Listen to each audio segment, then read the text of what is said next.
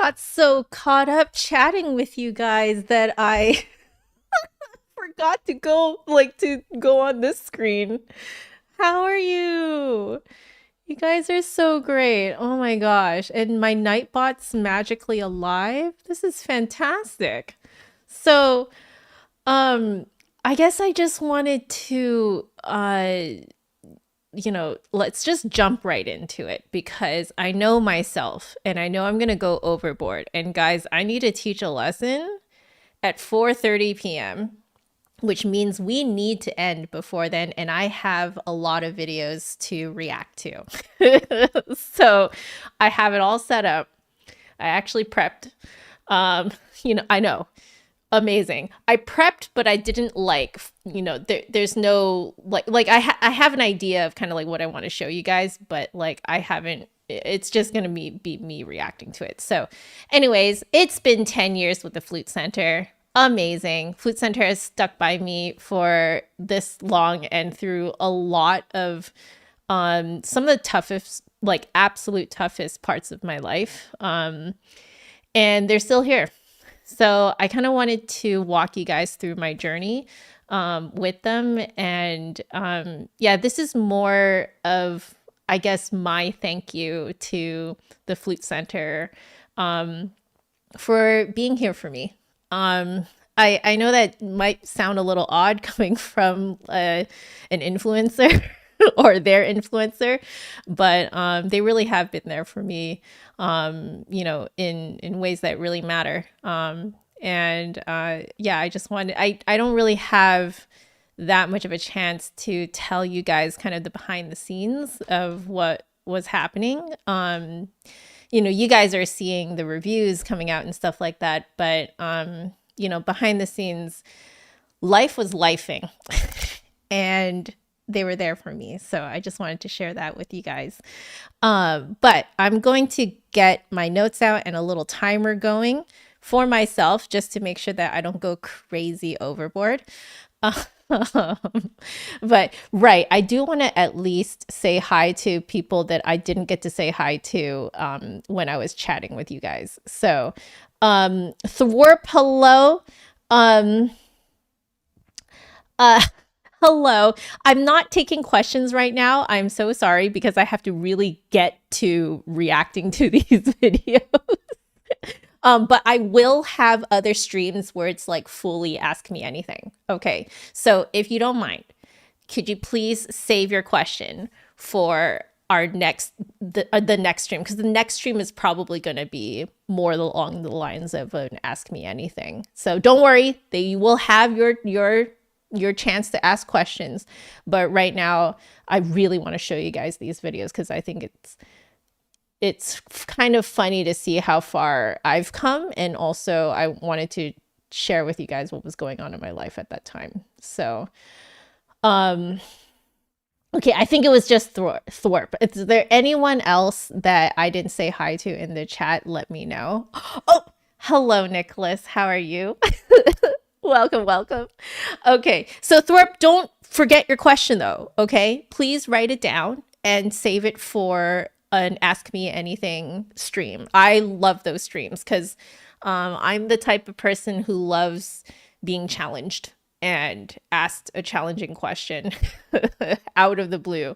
They're my favorite lessons to teach too. It's like when my students come to me and they're just like, Joanna, I just got a list of questions. And I'm just like, yeah. So, hey Susie, hello. You're skulking.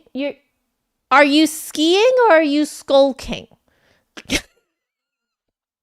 Or are you lurking? Hope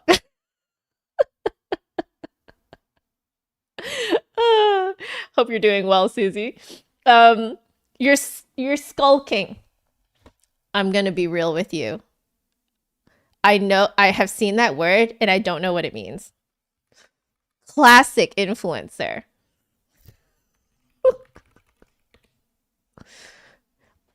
So you're lurking. It's more of a hiding than lurking is. Anyway, okay, so I wanted to tell you guys first off the origin story of Flute Center even finding me. So I don't know if I have ever said this on camera before. I have told people in person, so like at NFA and stuff like that. But I think this is the first time I'm saying this on my actual channel. So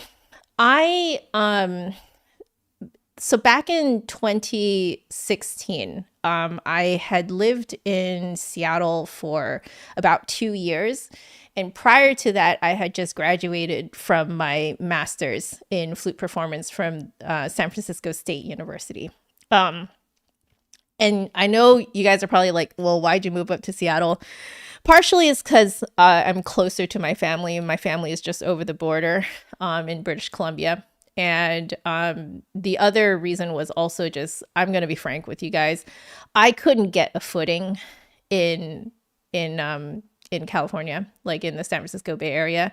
I did have like a very small studio of students. And actually I was teaching in 2 studios, but I just really didn't feel like I was going anywhere. And because I wasn't really going anywhere, I would rather feel like I'm going nowhere in closer vicinity to my family.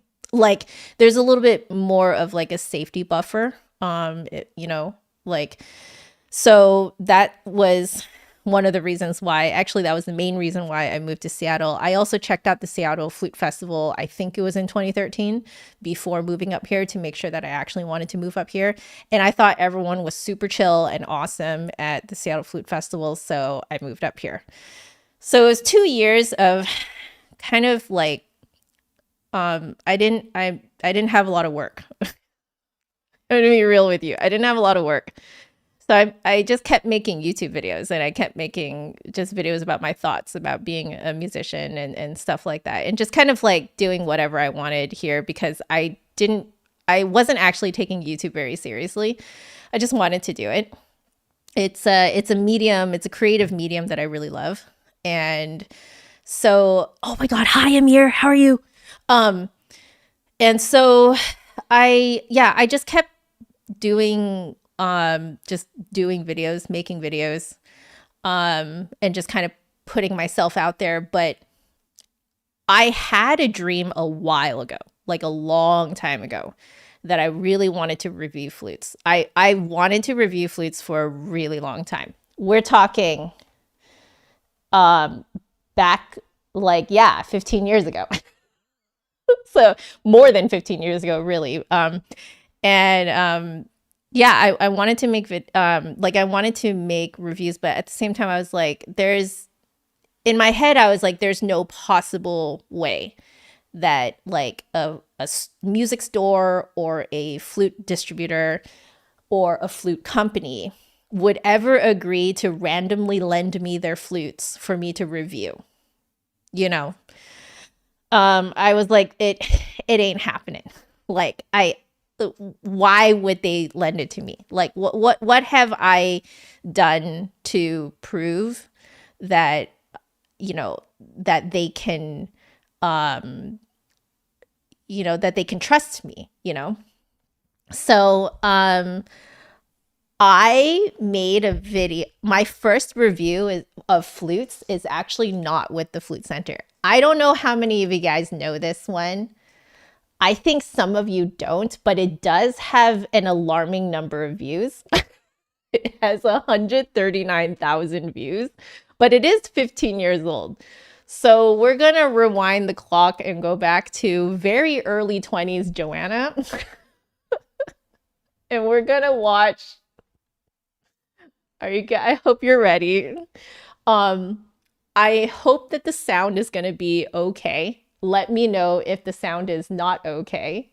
But here we go. Oh my God. Okay. Are you all ready? Okay. 15 years ago, Joanna. Hey guys, so a couple of weeks ago I was at my music school's winter formal. I won a flute. Here it is, Jupiter student model I still flute. have this. I think I still have this. $10 total for a few raffle tickets, and one of them won. So I technically got this for $10, even though it's at least $400. When I thought about it, doing a By the way, guys, this is the bathroom. I don't know if you guys can tell, but this is the bathroom. Oh, you can kind of see some of my stuff in the background. It's like under me right here. It's like my makeup bag is right here. Yeah, this is the bathroom. Because it was the best acoustics in the house. This is my family home back in Vancouver, BC. And yeah, I lived with my parents at the time. I believe I was actually still going to school. Yeah, I mentioned that I had just won this in a raffle. So I was still going to school at the time. I was still in my bachelor's. And yeah, this is the bathroom. A review just of the flute itself didn't really make sense because you really have to compare it with another flute. So I brought That's what I thought at the time. old flute, Yamaha. First off, let's talk about the case. You see these buckles here. You open the lever here. God, I'm so slow. And then if you do it to the other side too, then it'll just open up really nicely. It's really secure on both sides, whereas the Jupiter one just opens like that, and that's it, which is, it's kind of alarming. Here we go. And that's the flute. I don't find it really secure. If you're gonna get a Jupiter and you plan to keep it for a long time, I would actually invest in a different case. This looks like it's supposed to open down. That's harsh. Like that. I've actually had several students open their cases upside down. When I first opened it at the winter formal, I opened it upside down, so don't make a video like this, by the way. It's very dangerous for I forgot about that. But anyway, comes with these little slips called silver savers. So you put it in with your case. It prevents the silver from tarnishing. It's good, but you don't really need it for a student model flute because they're silver plated. So it doesn't really matter if it gets tarnished or not because these flutes are made to endure practically anything. Let me bring it up real close so you guys can see. It fits so loose. Oh, sorry guys. That's my timer. Here, let's go back a bit. Loosely, anything. Let me bring it up real close. Okay, give me a second, guys. I need to set another timer. Because if I don't set timers for myself, I'm gonna lose track of time. But anyway, we're gonna keep watching. So you guys can see, it fits so loosely. See how it juts out of the case? Let's open the Yamaha one. Okay, so you open it like this. I have such a clear bias towards the Yamaha. Look how nicely nested inside that is. That's nice. Seriously. If you're opening this up on your lap, this is not going to move around. Look at that huge gap right there. This huge gap all over the place. I'm so harsh in this. That's insane. Fall right out. However, what I like about the newer flutes these days, because I got mine back in 1998. The flutes now, they come with a cleaning rod. I was not old. I think this is wood. This is wood. That's really good because then it won't scratch the inside of your flute. It's nice and thick and it's very soft. My old one, okay, I still agree with metal that. Cleaning rod. I mean, like, why would you do that? It seriously scratched up my entire flute on the inside. Like, no. 3P. So this is it. This is the same one that's in this video. I now use this with a pen that has a metal kind of like clip. So I put the metal clip onto the metal rod, and then up here is this kind of acts as like a touch sensitive kind of thing. You could like poke, screens and stuff with it, like your iPad or whatever, as long as your finger touches the metal. So I use my Yamaha metal rod now to extend the metal part, so now I can like touch my camera LCD screen from far away. So technically I still use this. Oh my god, I'm so low budget. This is so funny. Okay, anyway, Pieces, head joint, body, foot joint. I know a lot of you flute nerds are like, I already knew that. Head joints. Let's go with Jupiter first. Don't know if you noticed, but the Jupiter one is so sassy. way higher in pitch. Look, look at the bottom. Look at how much longer mine is. It's crazy much longer. I know you guys are like, really? That makes a difference? Yes, it really does. I am the so longer the tube sassy. is, the lower the note is. You know, like panpipes, like the longer ones produce lower notes, the shorter ones produce higher notes. This is the Yamaha, this is the Jupiter. I am The actually Yamaha is unhinged in clearly this. Thinner. That's also going to mess with the tuning. Wow, this is very loose. You never want this crown piece to be loose. There's a little cork in there. It can move around and mess up the tuning completely, which you don't want to do. Look at the cut of the Yamaha. Steady it. Nice and pretty and beautiful. Yeah. Now look at this one. This side, look. It's completely irregular. Like this is like... This one will have a much sharper edge to the sound than this one. I'm so mean. I'm sorry. Jupiter I is should also not be bigger like hole, this. but it's irregular. It's easier for the student to get a sound out of it, but it's not as nice a sound. The Yamaha is just, it's more refined in the way it's made. What do you flute nerds think? Yamaha, Jupiter. Let me give you a nice... I didn't realize I was already calling you guys flute nerds. Yeah. Okay. This is Jupiter. Unfortunately, guys, I have to stop it there. I don't have a lot of time. I'm looking at my timer. So I wanted to show you guys next. This is the first official review with the Flute Center. So at this point, this was 2016. The previous one was, let me just hover over that, March 21st, 2011. So 2011, and now this is 2016. So this is 5 years later after that, the first video, and I obviously fixed my eyebrows between 2011 and 2016.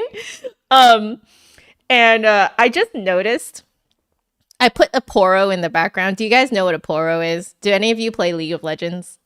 So I had been introduced to League of Legends by John, my then boyfriend and now husband, and his friends, because they were all League players. They're not the toxic type of people. They just played for fun.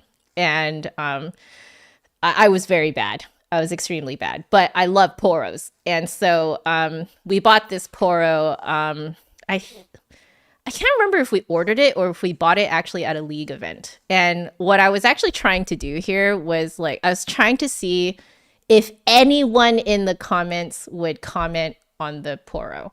I'm not sure if anyone did. Like looking here. Oh my gosh, someone said I'm a clarinetist. Why am I watching this? I like the video though. Compliment ever. Yeah, I don't know.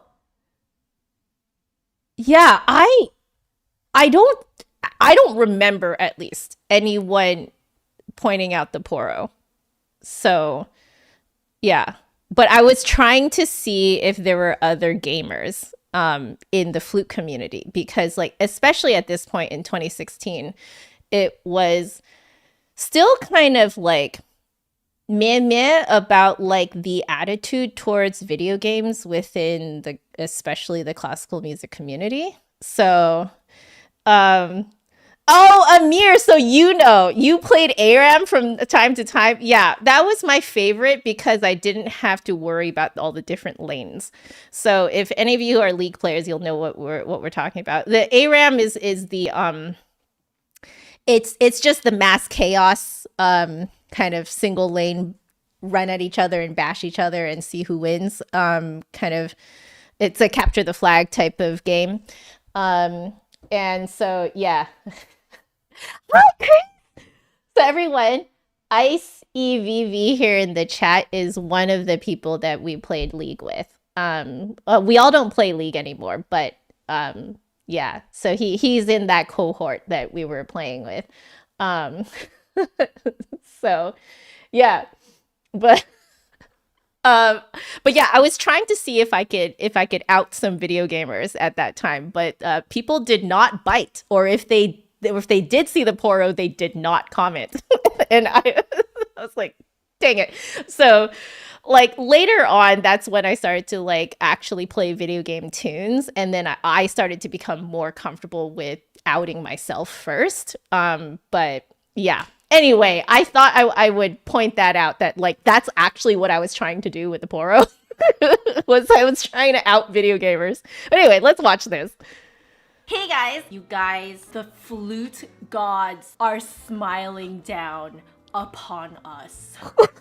The Flute freaking Center of New York contacted me and told me that they watch my videos. For those of you who don't know, the Flute Center of New York is the biggest flute dealer company, wonderful gods in North America. They have the largest selection of flutes to try. Why did they contact me? One, yes, they wanted to sponsor this video. As you can see from the title, it is a review of 2 of their flutes. They're not just paying me to make this video just for me. It really is actually a perk for you guys. Actually, many perks. Basically, they have invited me to I feel like that was really forced. Club FCNY. You can actually read about it on their website if you want to. Essentially, the Flute Center of New York would send Is that still a thing? Is Club FCNY still a thing? And that teacher can get their students to try it, and then I think it is. That their students want to buy, the teacher will earn a commission on that flute. Pretty cool, right? It's a lot of actually unpaid time as a teacher to pick a flute for your student. So to be paid back for that is really good for us, because come on, we're musicians, we're broke. I just want to be very transparent with you guys. I do earn a commission if you guys order a flute using my code JAF, JustAnotherFlutist. So the JAF code perks are free shipping. Whether you are just purchasing directly from this is the first time I started rattling off all the perks. It is free shipping to and from. And when you are done trying the flutes, you can ship them back because they give you a FedEx label, prepaid. Great. You also get an extended 10-day trial. Normally their trials are 7 days. You also get an extended 18-month warranty on new flutes. Man, I love this font, guys. Instruments out for this is cool, Vedica. I will put a link to their contact page down below. You can phone them or you can email them. I would suggest that if you email them, put JAF somewhere in the subject line. If they don't know that I kind of changed it along the way, you will not get the free shipping. You will not get the but I love trial. this font. You will not get the extended 18-month warranty. Just a few tips for you guys, because you guys will also be trying these flutes, I am assuming. Take off any rings. When you are trying flutes, they're not yours yet, so don't scratch them. Take off anything that can get caught in the flute. That Yo, this is taking a long time. We're like not even in the review yet. Soft material on top to protect the flutes when you are trying them. I actually use this to nap with because it's so soft. After you are done trying the flutes, be nice and we still have it out. One last disclaimer before I actually try hey Einstein for you guys. Each flutist plays each flute differently. Think of this video more as if a short female Asian Ollivander was making a video reviewing wands. Now, let's move to the review. Let's start with the Gamine part. I forgot that I said that in the very first video. School bands and stuff like that, because they are fairly cheap. This Gamine Heart 2 Black, which is the black nickel, is $479. That is actually considered very cheap. There has been talk that there has been some redesign happening. I was very excited to try this, not only because of the redesign, but actually because it is black nickel, which means, oh, by the way, open this correctly, buckles up. If it flips down, you're opening it upside down. Look at that. So sassy. This flute is black. I know that there are probably lots of flutists out there who are like, oh my gosh, why would I play a black flute? No. It is cool. I think it's cool. Look how freaking... Yo, I sassed you guys so much. Do what Courtney you guys were here for it? Me. You can just do like a F major scale. Slurred, tongued, just to see how it works when you're blowing all the way through, how the articulation sounds, blah, blah, blah. Man. Oh, do you hear that maxing out of it? Yeah, my microphone, I only had the one microphone at the time.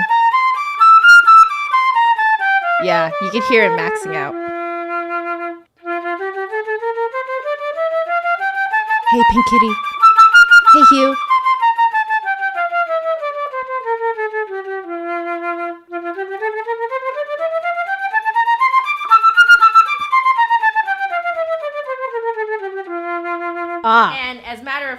Right. I wanted to tell you guys where that came from, like the idea to do F major up and down.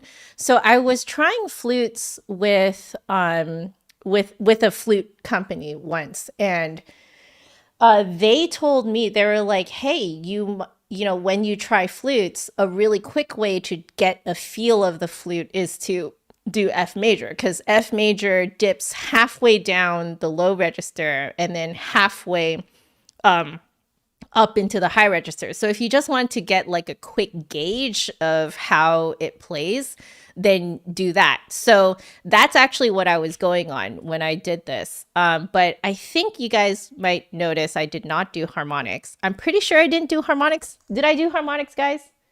I don't think I did. So, yeah, I don't think so.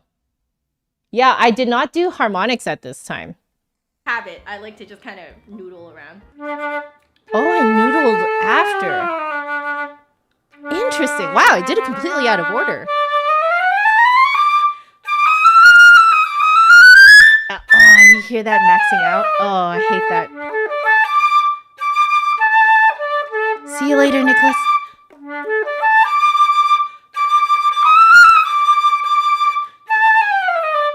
Wow. To me, this does not at all play like the Gemeinhardt. I'm just that I have looking tried through it before. to I'm see if I guessing that play it they more. widened the lip hole. It's a lot more free blowing than Oh before, man, what a which is good shaky, for students shaky learning hand. music Ah! to get a sound out. There's a little bit of a weird kind of not completely polished bit at the end where Wow, I actually it showed kind of that. happens here. Like, it's not a big deal, but it is looks a little not as polished as it could be. The joints are a little bit clunky when you put them together. You know, it's just kind of like, oh, it's not the most smooth. But I mean, especially if you Wow, just I'm start pretty out, critical. that doesn't actually really matter. It sounds great, and that's the most important thing. Notably, I think they kept this design element for the Gemeinhardts. I have noticed that these little circles on the keys, The are cups, I smaller think, than is what they're called. other And I didn't know flutes. what they were It called feels at the time. more natural for smaller hands and smaller fingers. The sound on this is freaking powerful. I have not known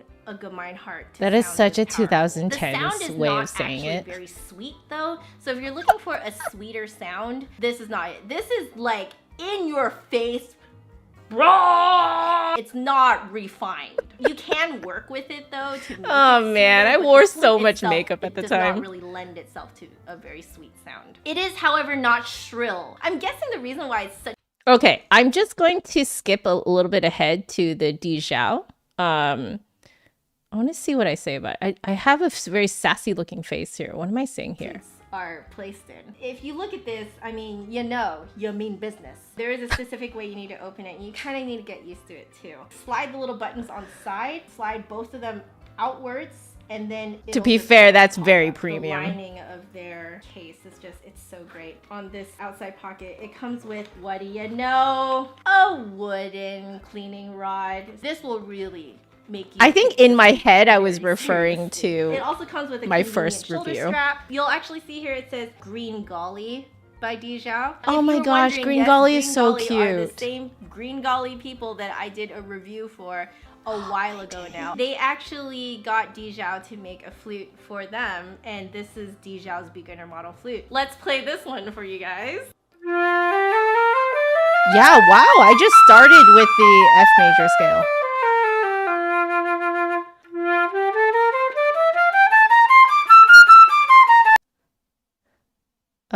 Let's see.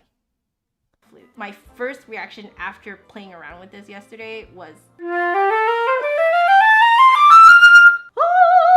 I literally did that by myself in my pajamas at home. When you put it together, Oh, okay. So, I guess another thing that I wanted to like share with you guys was that Dijao himself saw this video and he liked my review so much, he gifted me a Dijao, or like gifted me this flute. I believe the Flute Center sent me another one. It might have been the same one that I reviewed. I'm not actually entirely sure, but yeah, he gifted it to me. So I have it. I ended up actually using it as my backup flute for a while because it plays so well, and it's very durable, as well as still having that really lovely classical sound. So it actually kind of stayed with me for a while. There was a point in time too that I was having, actually for a very long time, I was having trouble practicing. And I kind of was getting in my head about am I actually a flutist? I feel like a fake flutist. And so for a time, I think I was depressed enough about it that I just straight up didn't teach on my professional level flute. I taught on this Dijao. So anytime a student popped up for my online lessons, I was actually teaching using this flute. So it got me through a lot, and Dijao is so sweet. What a sweet guy. Oh my God. I think I met him once at NFA.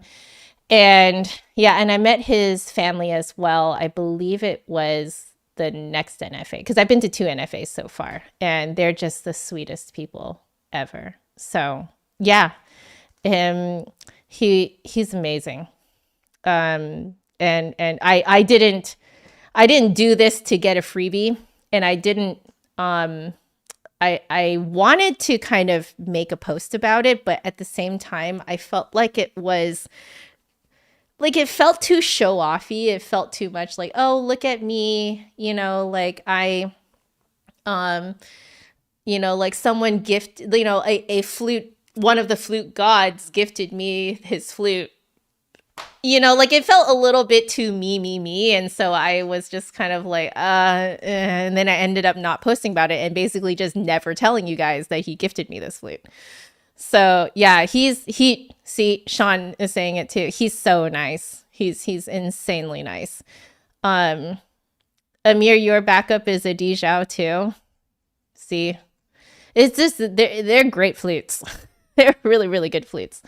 So, I'm just taking a look at my time here. So I wanted to what was interesting here was that this was sort of our trial video, our just to see how reviews go. Flute Center let me do whatever I want. Clearly from how unhinged I am in this video, they let me do whatever. It was so when I send videos to the Flute Center for review, they pretty much always come back with, yeah, great.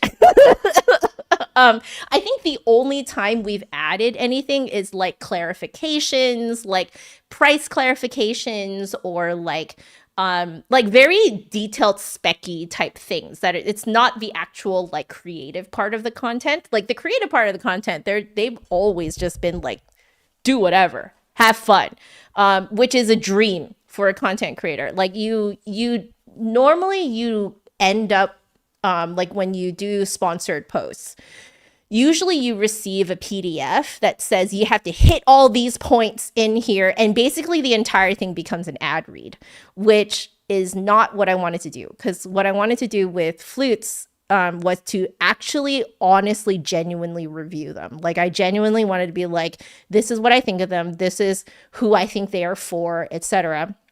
And if I'm being given a list of of points to do essentially an ad read, I can't give that kind of actual real review, So I've always been really thankful to the Flute Center for being so creative along with me. And I just feel really lucky because I have worked with other sponsors, and no one compares to letting me have as much creative control as I want. Wow. So, the other thing too was that when Flute Center contacted me, their first email actually went to my spam. So I just kind of had this moment where I was maybe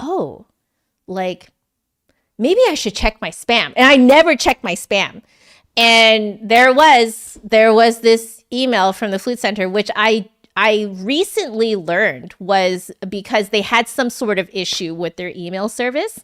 So like it wasn't really anything they said in the email or anything like that, but they had an issue with their email service, and basically all of their stuff was going into spam. So, but I am so glad I checked my spam, guys, because my spam deletes itself in 30 days. And for some reason, I was like, I should check my spam. So call it divine, call it fate, call it, you know, like whatever you want, the stars aligning. We were meant to be.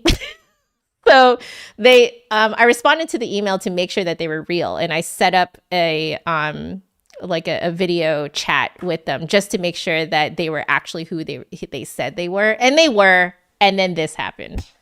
So, duel of the flutes, duel of the fates. You call it flute power. Hi, Miss Flutist. How are you doing? So next we have. Isn't that so cute? Next we have the actual announcement video. I thought it'd be fun to watch a little bit of this. Flute Center of New York. Hey guys. So those lovely people that you just saw are the awesome team that makes it. Okay, in the background, I need to explain these stuffies. So this little totem pole guy is from the game Monument Valley. If you guys haven't played this, you can play it on mobile. I'm not sponsored by them. It is a beautiful game, absolutely gorgeous. It's a work of art. And it's the type of art that messes with your like depth perception or the perception of like your of the 3D-ness, if that makes sense. I forget exactly what art style that is, but there is a name, an official name for this type of art style. Goes to show how much I learned in IB art. Anyway, and then I have a bunch more poros. You can see all these little poros here too. And then I have those 2 stars. Those 2 stars are very important. Before John and I started dating officially, John went on a family trip. And on this family trip, he saw these 2 stars and he wanted to gift one to me. So we were kind of in that situationship sort of era before going official. And I invited him over to my house after he came back from this trip.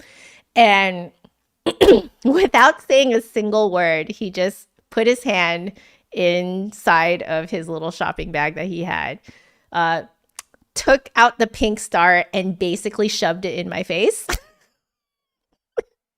So this is essentially a bouquet that John gave me. And I did not know about the blue star, the matching blue star, until I went over to his place the next time we were on a date. And I saw this little blue star just sort of sitting on his couch. And I was like, oh my God. Because keep in mind, we still hadn't gone official yet. Like this was like very situationship era, you know, and like matching blue star, blue and pink star. It's a whole thing. So that's what they are. So if they continue showing up in my videos, it's because they mean a lot to me. But I thought it'd be really cute to have a little something for you guys to look at in the background. And then I have my flutes back there too. I know that obviously one of them is my Brandon. The other one, I'm like, I wonder if that's my Mateki. And I just kind of wanted like a flute shop look, I'm guessing. But anyway, let's keep watching. The Flute Center of New York. We are so proud to announce that I have signed on to be an official partner of the Flute Center of New York. Yeah, so we called it partner at that time, not influencer. Monthly flute review videos right here on this channel. We are already 1 video into the contract. The second video is coming out really soon, next week. Now, some of you guys might be thinking, well, what's so great about this? Great, we got a sponsor, so what? Here's the thing. I do not have access I'm so sassy. by myself to all the flutes out there. I have gotten countless requests from you guys from the first flute review video. Oh my God, I referenced it! Ages and ages ago on my Yamaha and Jupiter student model flutes. Those student models are actually really old now, and I just made that flute review video for fun. But since then, so many people have asked me for other flute review videos. Oh, wow. I actually so spent some time expensive to explaining. try and go out and rent flutes by yourself just to review them on camera. That is a lot of extra money that I don't have to spend. In comes the Flute Center of New York, and the Flute Center of New York is known to have pretty much every model of every reputable brand in stock. Basically, the Flute Center of New York is the Ollivander's wand shop of the flute world. Wow, I brought that back. Back a couple months ago, the Flute Center of New York emailed me with the invitation to join their Club FCNY. Wait, The Flute did I Center of tell New you York guys? will like ship you a bunch of flutes, and then you get your students to try them all, and then you earn a commission on whichever flute your student ends up buying. So it's a really great way to give back to teachers. Oh, I Most didn't of the say time, that their teachers email do ended this up in for spam. free. This is a very new program, and I think it's wonderful because it's actually a lot of unpaid hours of work that you put into finding a really good flute for your students. Along with this invitation to join the Club FCNY, they made a proposal to sponsor a flute review video on my channel. I still cannot believe that they were the ones who proposed this idea, because to me, they are still the flute gods. They wanted to extend this idea of the Club FCNY to I think you I was guys, still in my shock at subscribers. this time. So essentially, you guys are my students. You guys can use my code. They gave me a code. Oh my gosh, I feel so official. JAF, obviously standing for Just Another Flutist.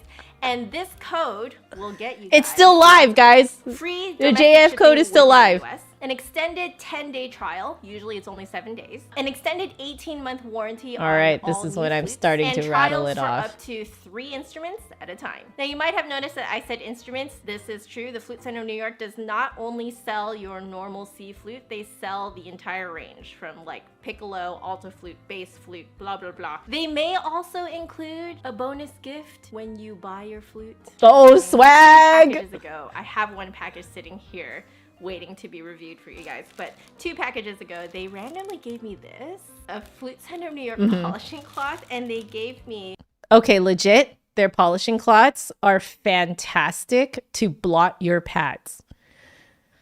I kind of love it the most out of anything I've ever tried. The Flute Center polishing cloths are the best for blotting your pads. So blot them. Don't do that thing where you slide it out. No, no, no. If you're actually truly blotting it, those Flute Center polishing cloths are fantastic for it. So if you have those sewing shears that do the little triangle edging for you, use those, and then you can kind of cut it up into smaller pieces. But yeah, it's fantastic. So, okay. I feel like I would love to move on to some of the more iconic, at least to me, in my experience, they were kind of like, they were pretty iconic moments in my, I guess in my,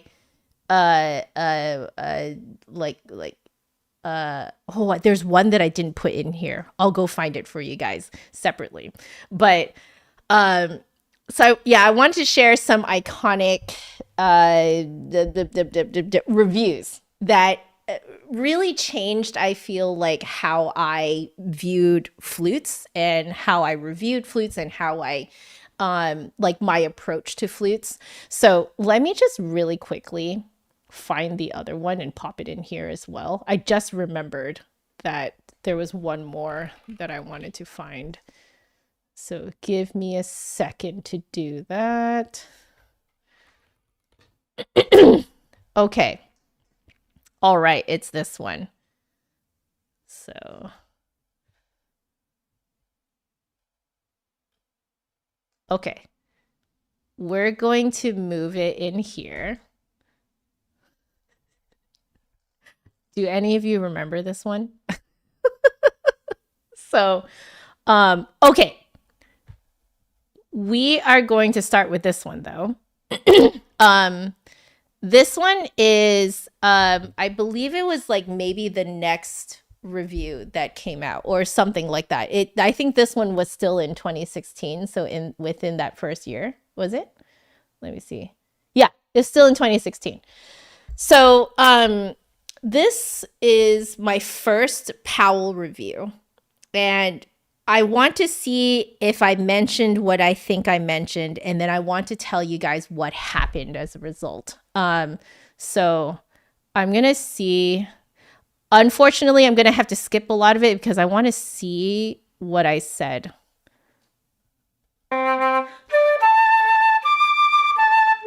I think I'm literally doing this on my living room floor. Extremely free blowing throughout. You don't actually have to work really hard to get an oomph out of this flute. I'm guessing it has something to do with the fact that North American flutes tend to have more of an oomph, like a natural oomph to them. That's true. I still think that. Made from an Asian market, they require a little bit more finesse to play. They lean more towards a sweeter sound, but North American flutes, it has a lot of fundamental to the sound. Some of you guys might remember in other videos that I've made, I've talked about doing the harmonic series. So something like this, where you just hold down like a low C and then you play all the harmonics above it. Okay.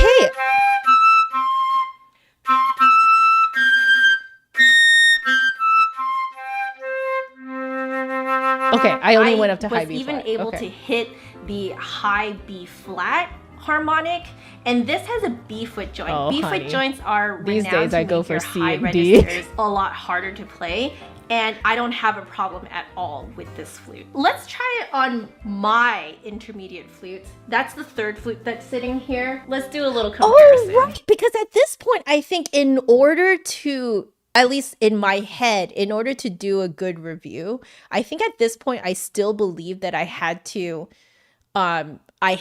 directly compare it against another flute. I think that's what this is.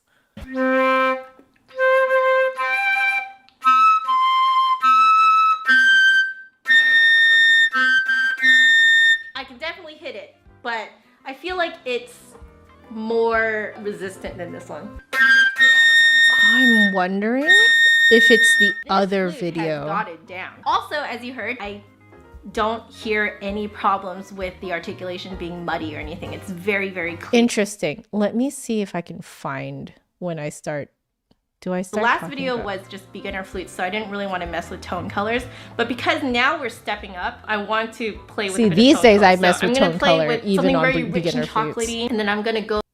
This one I felt I was overdoing it. So I backed up a bit and I didn't blow as hard. I kind of reserved a little bit more than my usual way of playing, and it came out absolutely beautifully. So for those of you who don't actually end up putting a lot of air through your flute, this intermediate flute will work with your naturally smaller column of air and really make it very big and very beautiful. Okay, so this type of review where I am saying if you're this type of person, you'll want this type of flute. So this really came from my love of makeup tutorials. So makeup tutorials that I absolutely consumed like crazy in the early 2010s, I want to say. And I wanted someone to review flutes in the same way. So I just did it.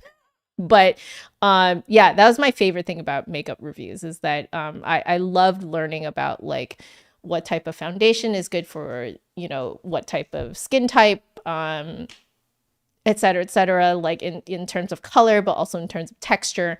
And so I was actually bringing that over to the flute, and it's kind of fun to hear myself talking about it so early in the reviews. On the same token, if you are the type to put a huge column of air, if you play this, you'll notice. Okay, I'm guessing what I'm thinking about happens a year later. So I'm going to put this in here.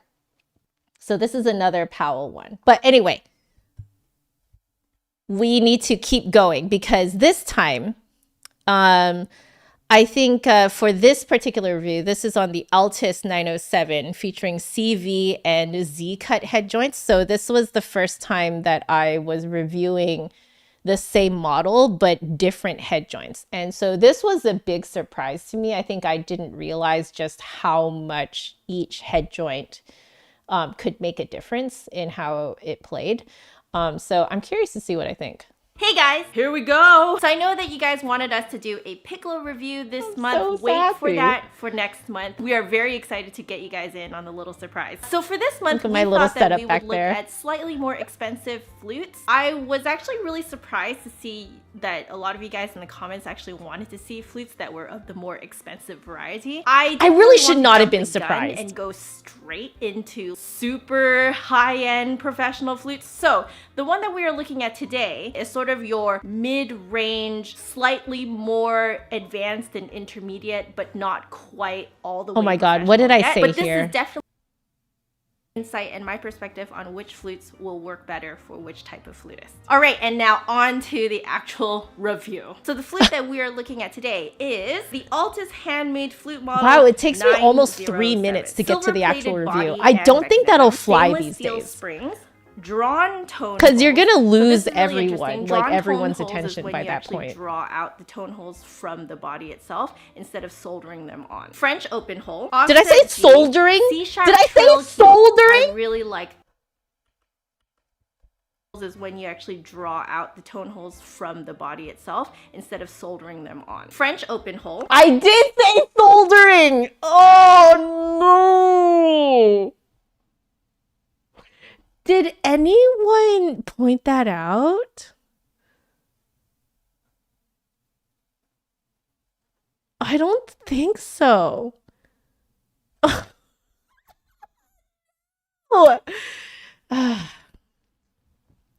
Well, whatever. You live and you learn, right? Offset Soldering. G, C-sharp trill key. I really like this one, especially for the new music that is written these days. It's a lot easier to have a C-sharp trill on your flute. I'm noticing that C-sharp trills are actually becoming standard, which is awesome. A choice. Okay, so let's see.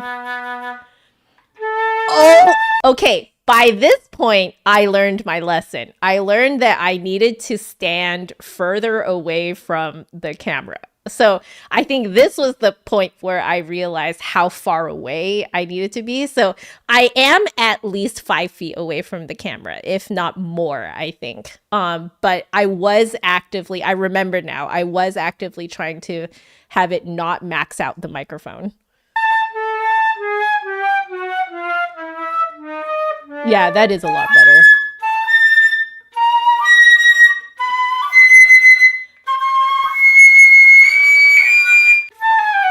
It's like, wow, I did large leaps too. That's interesting. I completely stopped doing that. But it is better. It's not maxing out as much.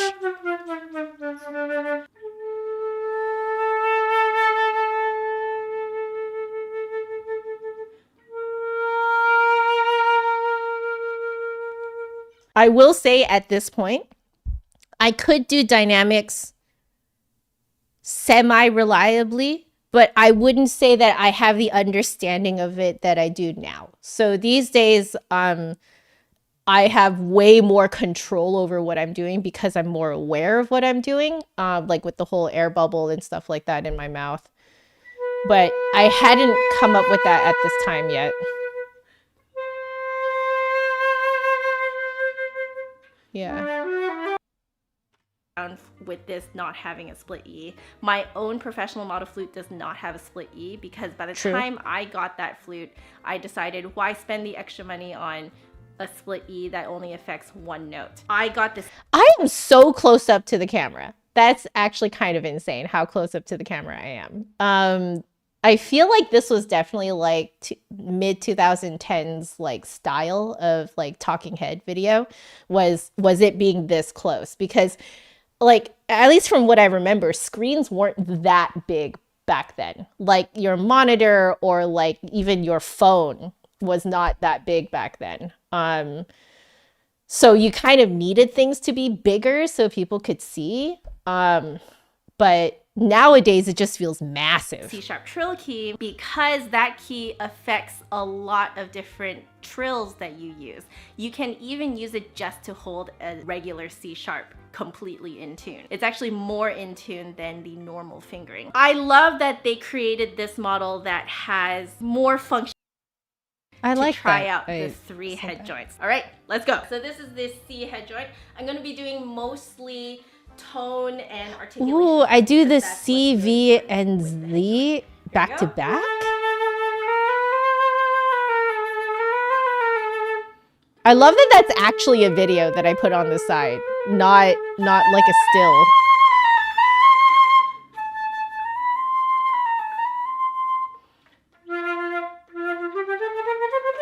Okay, we're gonna skip a bit. This is the V cut.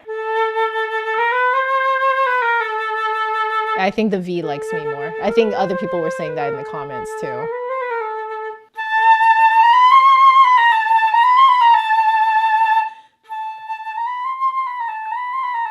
Yeah, I have more range on this one.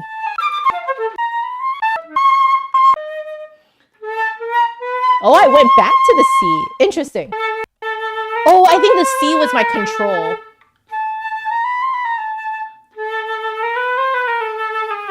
I mean, the Z is pretty good too, but I think it's like more projecting, more soloistic.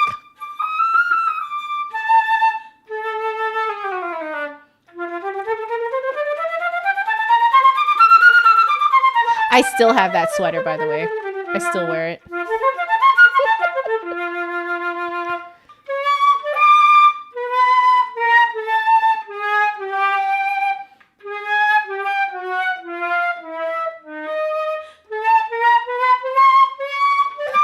Should do large leaps again.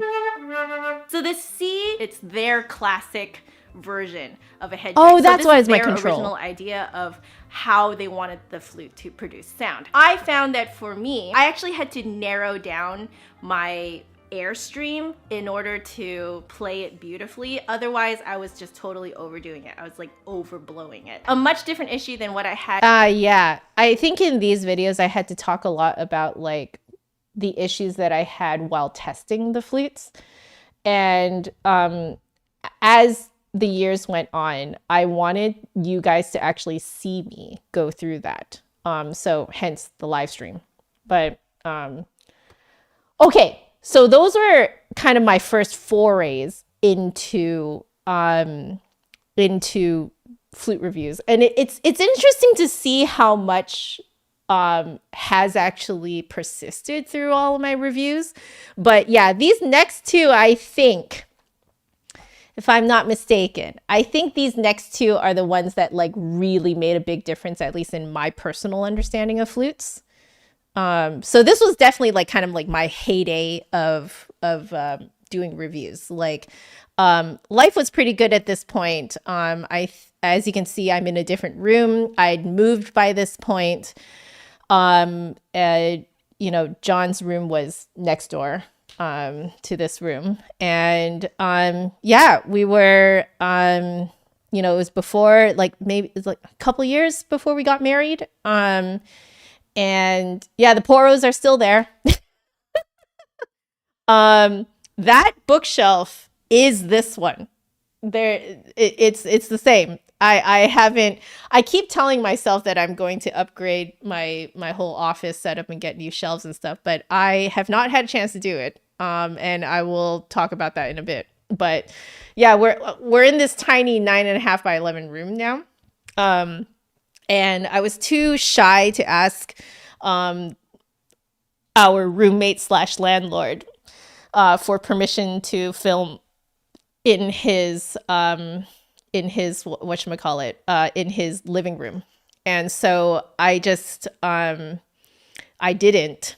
Looking back, I feel like I should have asked if I could do that, because they, at this point, nobody worked from home, because this is pre-COVID. And so they would go off to work in the morning and I'd have the whole house to myself. So I looking back, I think I'm just so silly. I should have just asked for permission to film in his living room. But yeah, I didn't. I was just like, I think I felt like because I was only paying rent for this room, that this is where all of my work was going to be too. So Yeah, like I really didn't want to like take advantage of him, if that makes sense. But now I realize I could have just asked, like the worst that could happen is he'd say no. So, um, but anyway, yeah. So this is the point where like I started to like flutes really started to kind of like take me by surprise at this point. So let's see if I get to the point where I am thinking about. Hey guys, my name is Joanna, and I have partnered up with the Flute Center of New York to bring you guys monthly flute lot of review people videos. were doing Before this. we jump into this, So at this point in 2017, I believe this is 2017, right? Yeah, 9 years ago. So at this point on YouTube, it was very popular to start out your videos with a little card that said your username and like who you are. So I was actually just emulating other YouTubers by doing that. this review, I need to let you guys know about a couple of perks. If you use my Okay, we know the perks. I can hear 665 model. I'm just going to read straight off of the invoice that the Flute Center. So this is on my bed, which is right next to where my desk is. So I had just put like a throw onto my bed, this white throw, and then I put the flutes on it, and I was literally just filming it on my bed.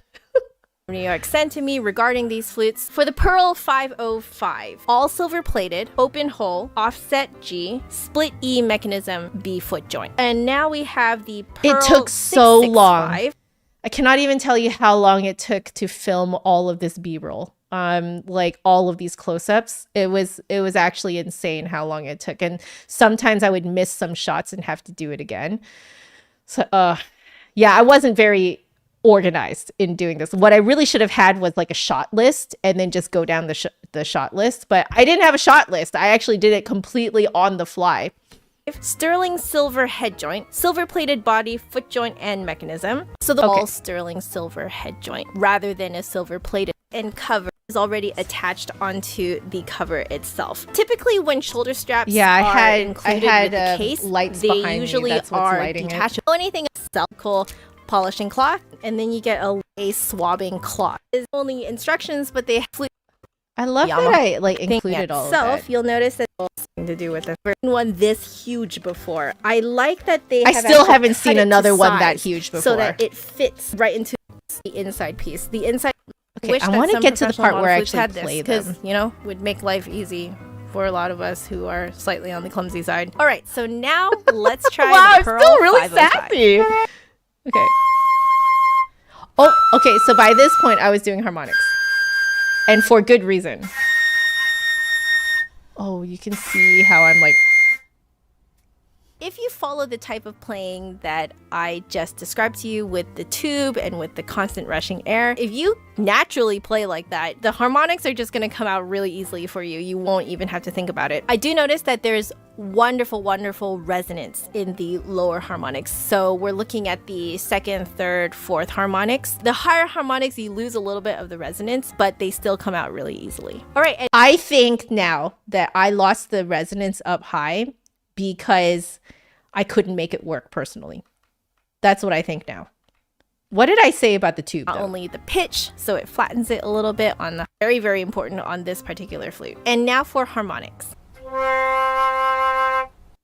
Make sure you do not smash the flute into your chin. If you do end up smashing the flute into your chin, you will actually decrease the amount of space there is between your lips to have that feeling of rushing air. I find that if I'm not conscious enough to create this feeling of rushing air between my lips, I lose a lot of the resonance in the tone. But if I remember, the tone of this flute just comes alive. I also played around. So I don't know if I actually said it in this video. If you guys find it, let me know. But what I really felt was that it felt like I was holding 3 imaginary marbles in the front of my mouth like this. And then I had to play like that. So you can actually see me doing that in the part where I'm doing the on this harmonics.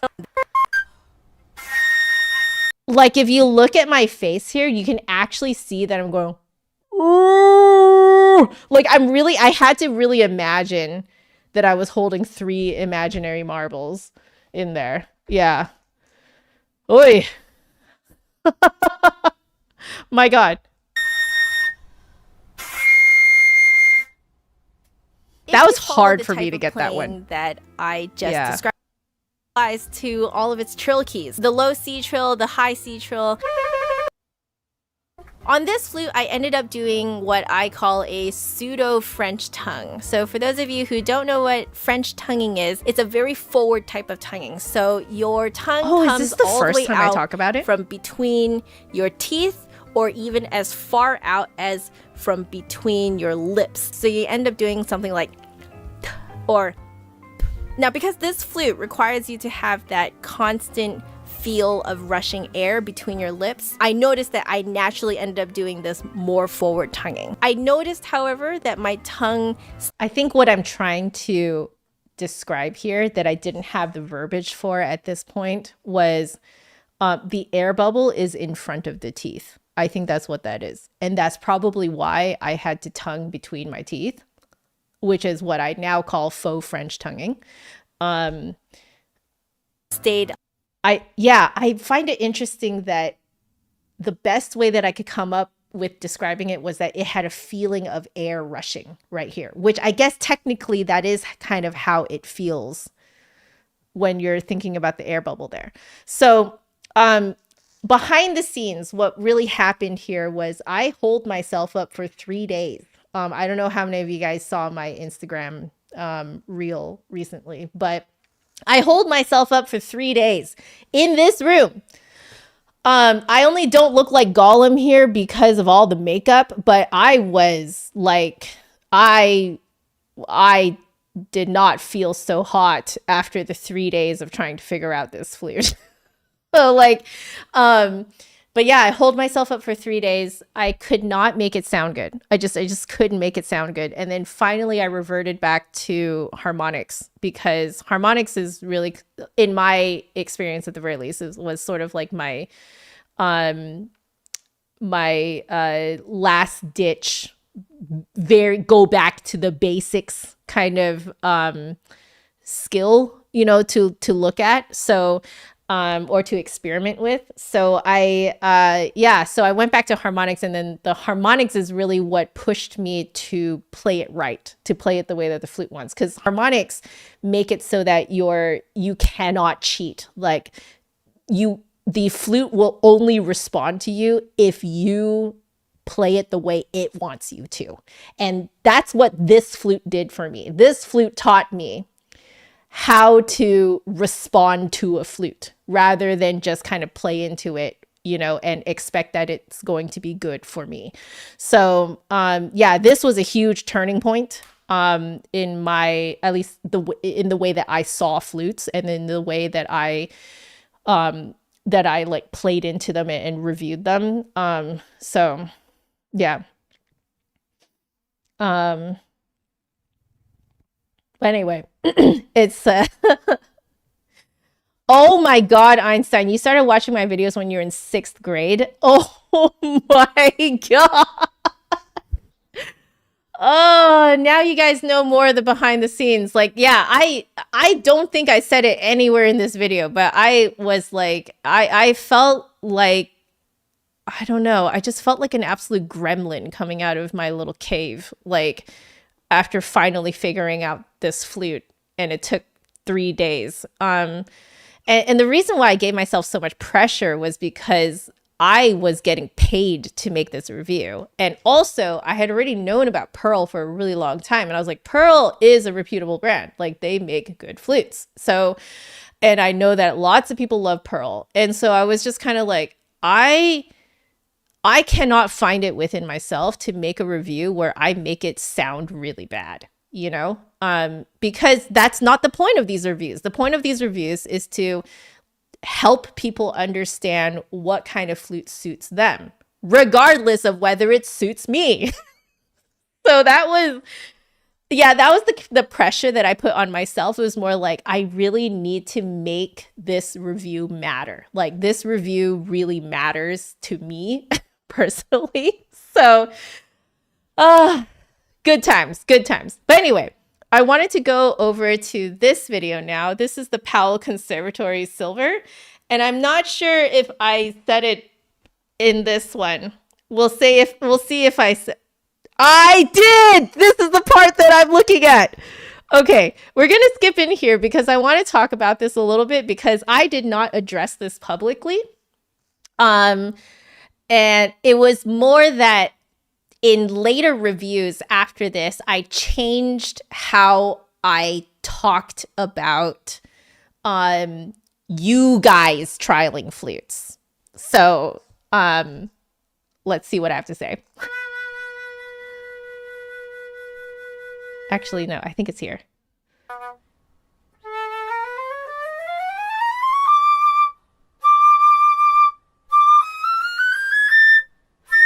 Okay, so if you guys are wondering why I'm not maxing out the microphone here, it's because I actually have two microphones going on at the same time. I believe I have obviously this condenser microphone, but I had another H1 Zoom H1 handy recorder, just kind of in the corner of my room. And I mixed those two in post, lowered the gain of this one, the volume of this condenser microphone, and then slightly raised the Zoom recorder. And then that way it kind of gave a sound that was as in real life as possible. So it was like you guys are in the same room as me without it maxing out the microphone. So that's how, so at this point I had upgraded to using two microphones.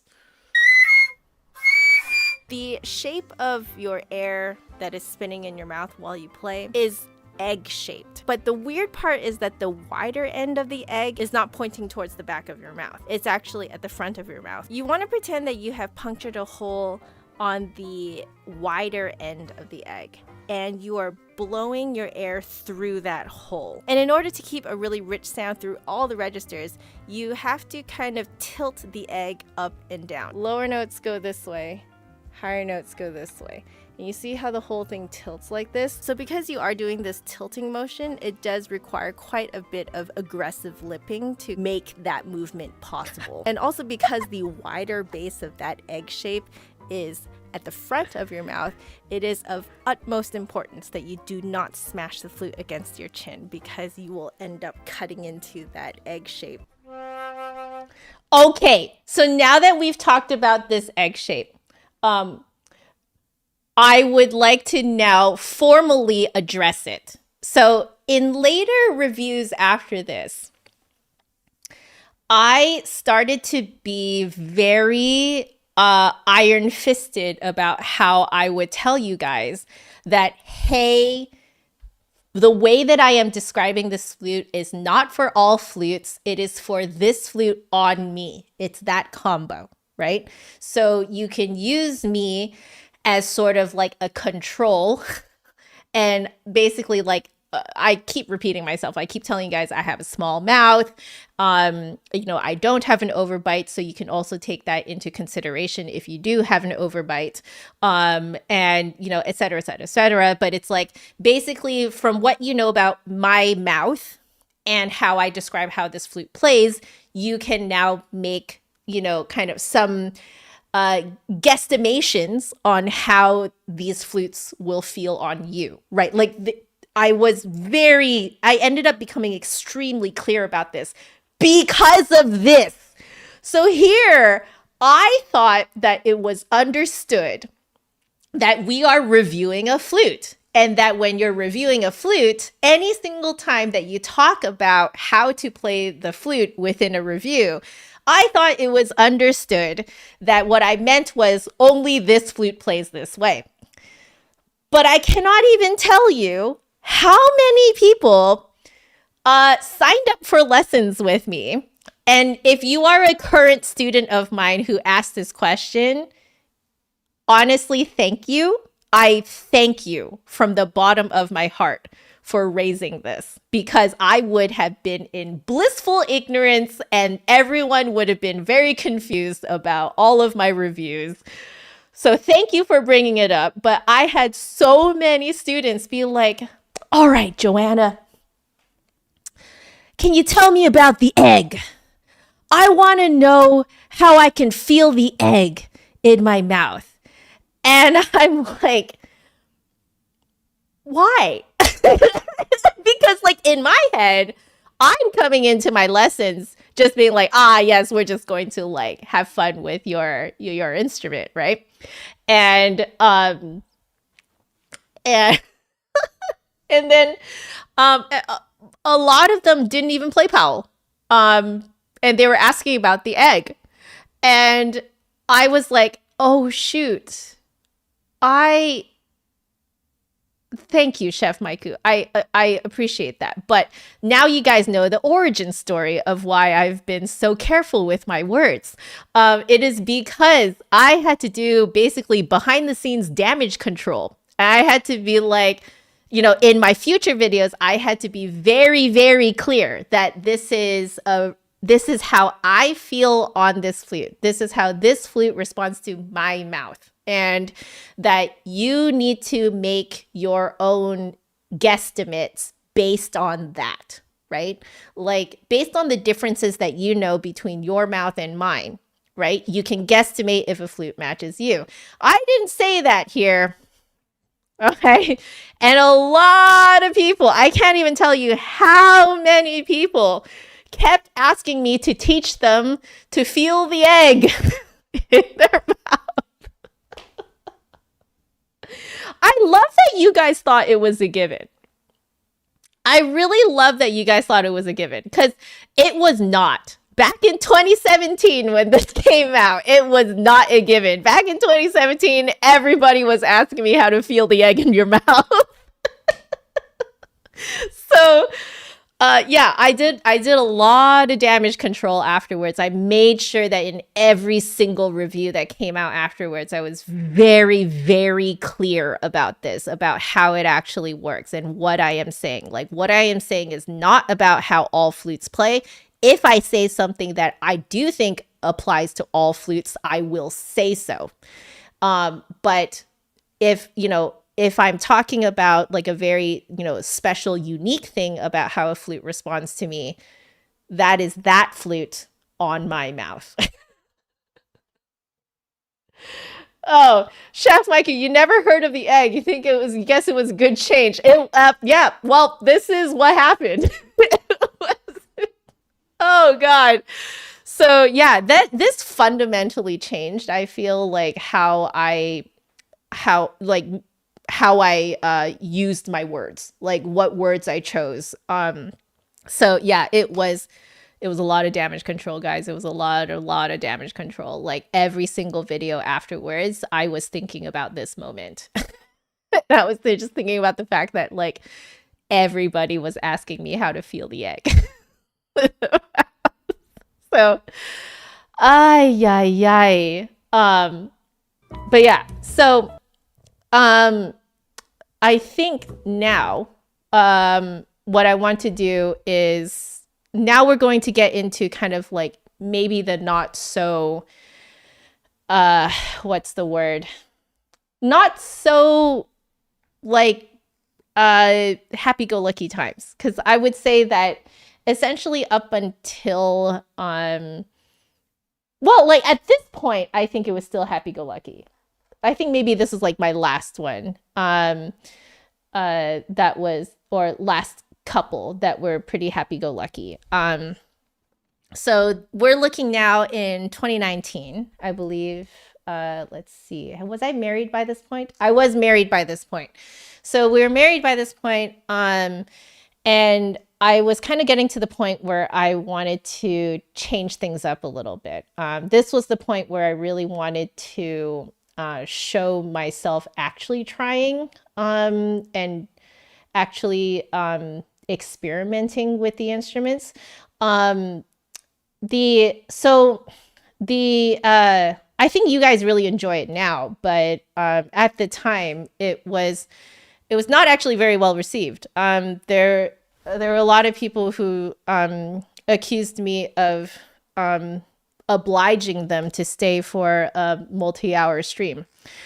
But yeah, I think just maybe in the flute world, the idea of streaming for a couple of hours was just not really a thing. But I had been watching gamers stream a lot already at this point. Like, to me, it was a form of content that I enjoyed consuming.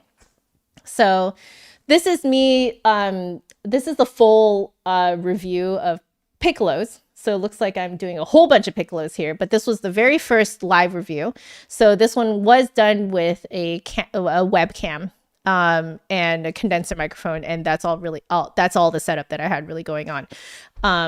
But before this, I was actually doing some live streams. I had experimented in some live streams. A lot of them were kind of more AMA type of live streams, just random, like semi-sight reading, live streams. But this one was the first live review. And sometimes I think I'm still crazy for doing it, but I think it's really just like from my own heart. Like, I have this kind of deep conviction of like, I really want to show you guys how I'm actually feeling it out. And I want you guys to actually see that, see the gears turning in my head in real time. So I did that here. We can kind of poke around a little bit, but I wanted to kind of like share with you guys what happened in this live stream for me. Mechanism. There are 5 things. All right. So I kind of came up with this list because I noticed I have a King Poro now in the back. Fantastic way to keep things kind of consistent among my reviews, because I didn't want my reviews to be so wildly different that you can't actually compare them. So let's try it, shall we?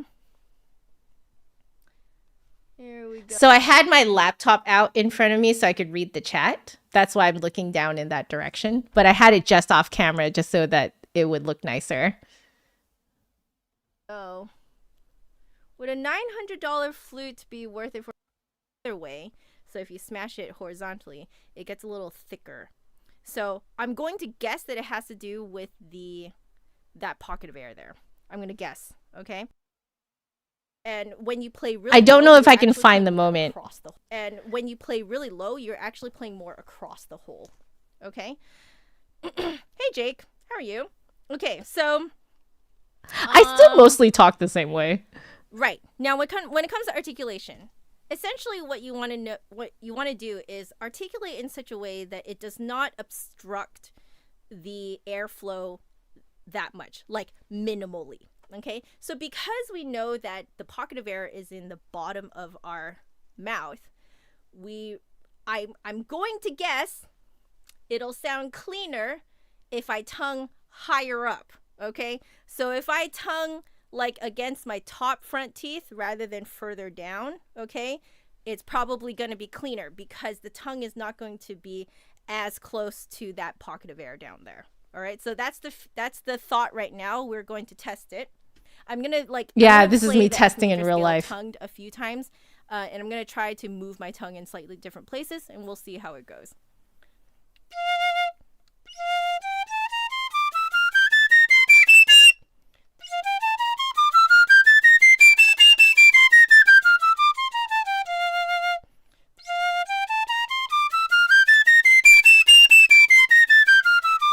Better.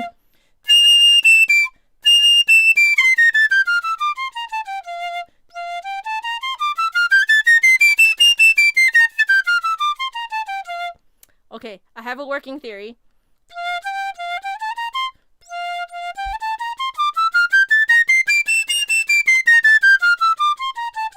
So that was really low. I don't know if you guys heard how like th th th th th that was, like th th th. If I tongue a little higher.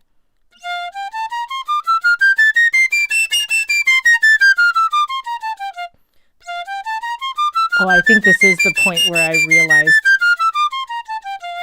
Yeah, that sounds nice. So that's like the back of my teeth. However, something very interesting about this is that because as you go higher, you're actually kind of tilting your airstream like this. Okay, so this is lower notes, and then as you go higher, you're tilting it like this. All right, so the back end of your airstream also goes up in your mouth. So because you're doing that, I literally just rediscovered this concept since the on my own airstream flute. is dropping like this, I actually have to tongue. So first I'm tonguing here, so higher up, and then I find that because it's dropping like this, if I tongue too far up, it obstructs the airstream that's being tilted. Oh, that's so how I explained it. So as I'm tonguing higher, I'm actually moving my tongue further down my tooth and then back up my tooth as I go lower. So lower is up the tooth. As I go high, I'm going to go down the top tooth. So I'm talking about my top front teeth, that is. Okay? I think I know what's happening. We start kind of in the middle, go down a bit. I think the air bubble is in the front, so we're basically which is why I have to tongue tilt between the teeth of our airstream. Okay? Yeah. You guys noticed it too, eh? So this was a wild concept to me, because prior to this point, I had always thought that wherever you tongued on the flute was stable, and that you would always tongue in the same spot per instrument. So per flute that you played, each flute wanted to be tongued in a certain spot. And I thought that you would just stay there in that one spot. This was the moment that I discovered that that is not the case, that you have to move your tongue, as I said, such that you do not obstruct the airstream. What I realize now is that a really easy way to think of it is that you are just striking your tongue behind that pocket of air, the air bubble. And, if you match the tip of your tongue to right behind each air bubble, or where the air bubble wants to sit, the positioning of it, then you end up with this really, really clear sound. And this was a massive, crazy epiphany. I know I made it look like it wasn't a crazy epiphany to me, but I was actually freaking out in my head at this point. I just wasn't really showing it on camera.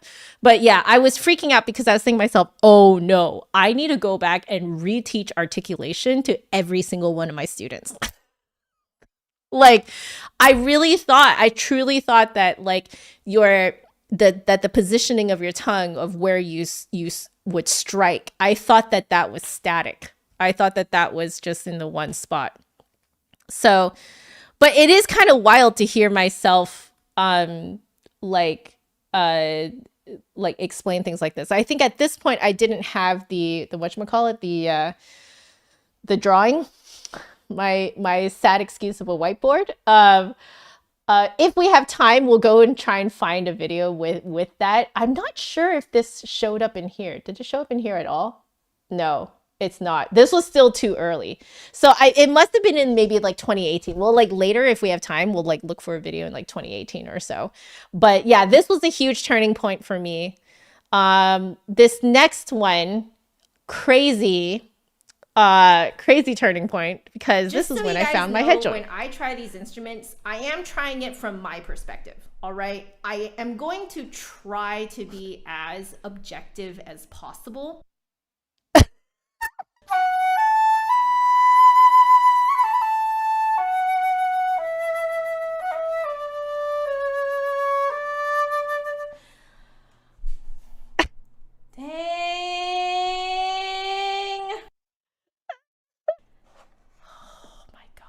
Look at that. So this is using all the cameras that I have now. Feels really nice. But slightly different office setup. Oh, hi.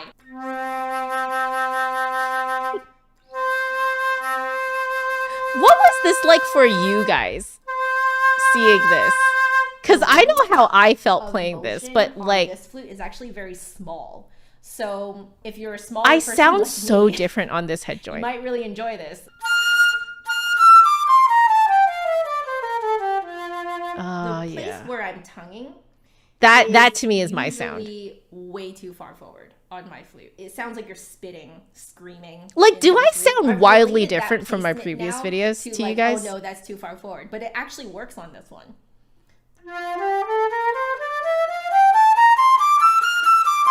That just works. It's like tuning on an amp. Okay. Uh-oh.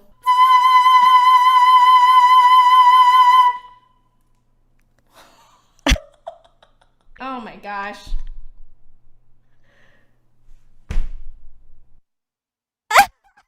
This is probably going to be super forward articulation.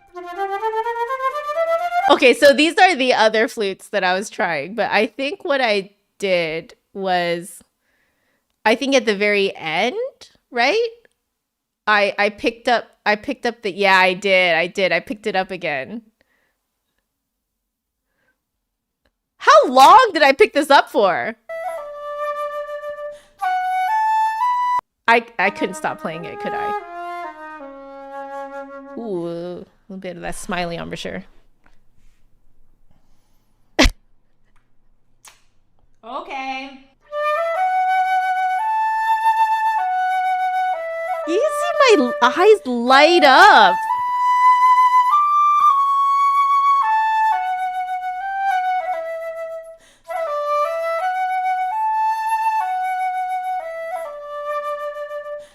I think I sound so different compared to the other flutes. It really was my long lost friend. Dang.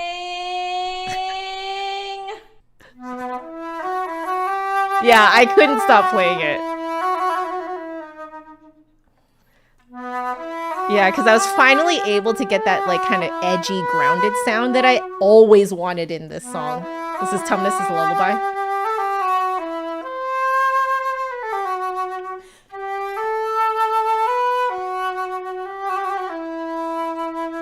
Yeah.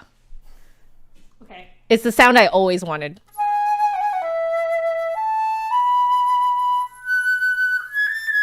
This is a Silver's theme from Treasure Planet. Oh, you guys remember this? That shot was gonna cost me some money. Yeah, it did cost me some money.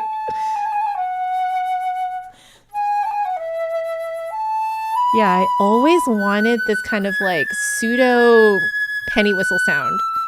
You know, that slight breathy sound? I'd always wanted to get it. And I finally got it here.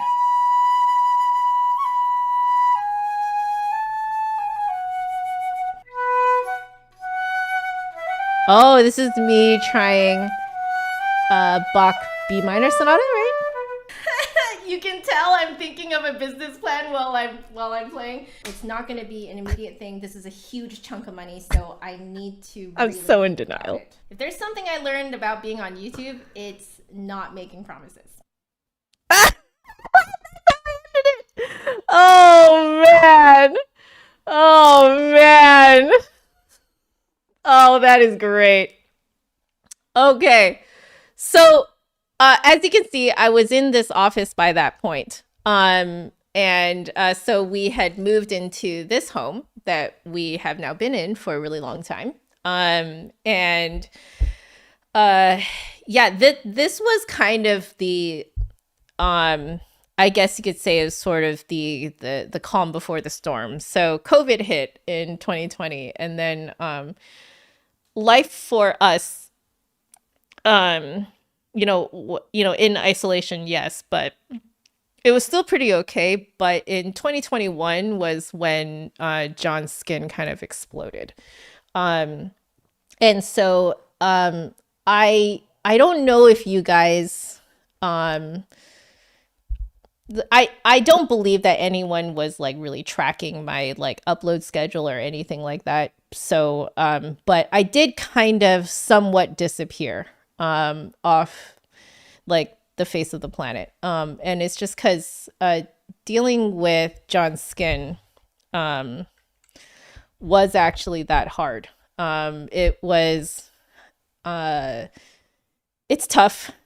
So it's called topical steroid withdrawal. I made a really long video about it if you guys want to go check it out, but it is 45 minutes long. And it's really just because I wanted to have one video where I dumped all of the heaviness in there and leave the heaviness in that one video.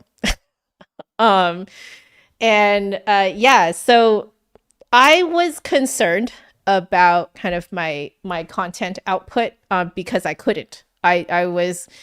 We were sleeping maybe John was sleeping like 2 or 3 hours a night. I was sleeping maximum 5 to 6 hours a night. And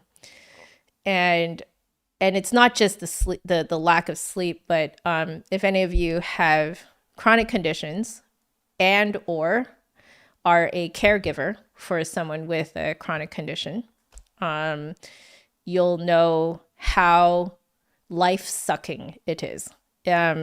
It is essentially you're just sort of like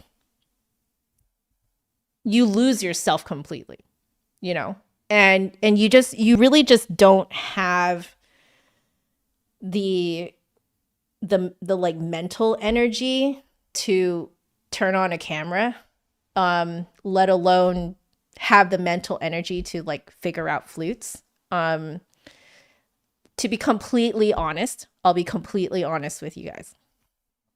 At a certain point, it got so bad, like the situation with his skin got so bad that everything kind of felt stupid in comparison.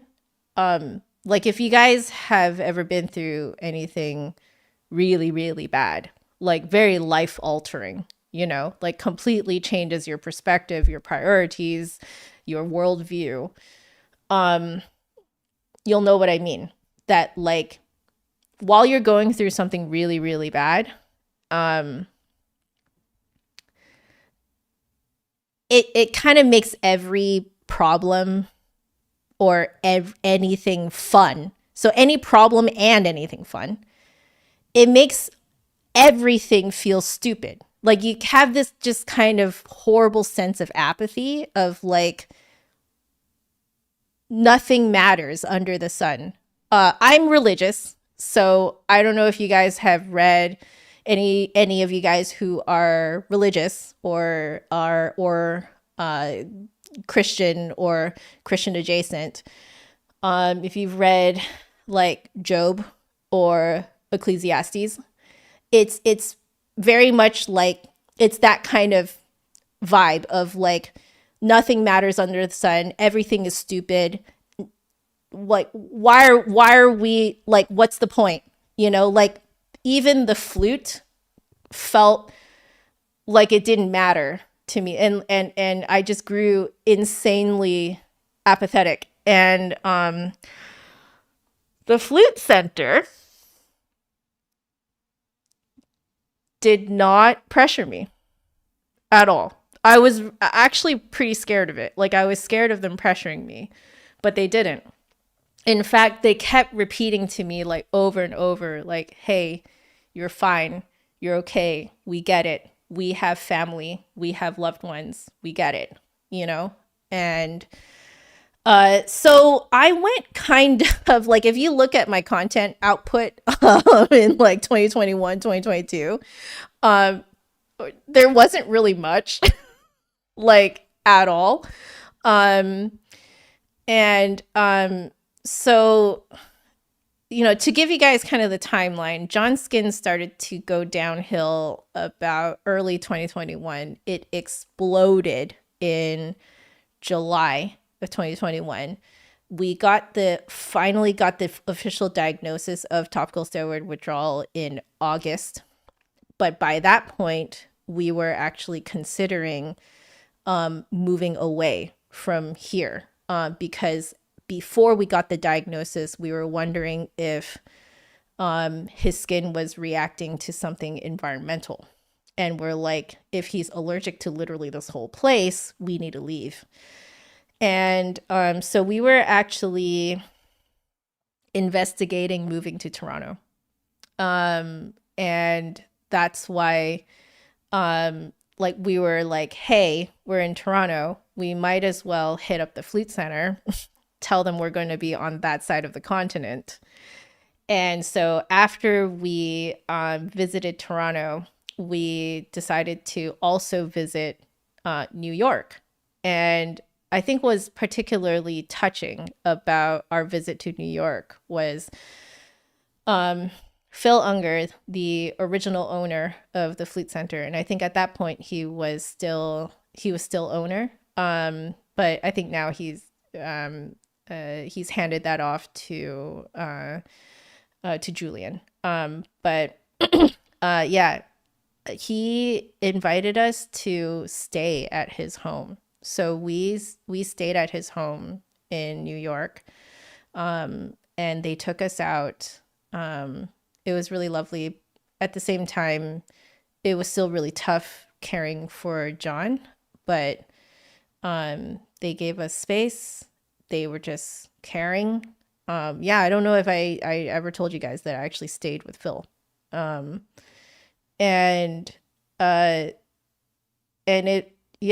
it was amazing. So the videos that we came out with there, because I live streamed straight from the Flute Center. And the videos that came out of there took me like more than a year to edit, because I was just so tired. We were both tired, me and John. But like the apathy was just so strong. And I think to this day, I'm still shocked that the Flute Center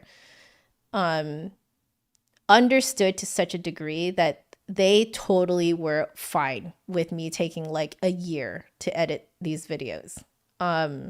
So like that's unheard of, guys. Like for a sponsor to be okay with that is unheard of. Like by that point, like by a few months in, you're dropped, you know? So, but yeah, Flute Center, they were there for me. Like behind the scenes, they were there for me. And like Phil would call me out of the blue just to check on me, making sure we're okay.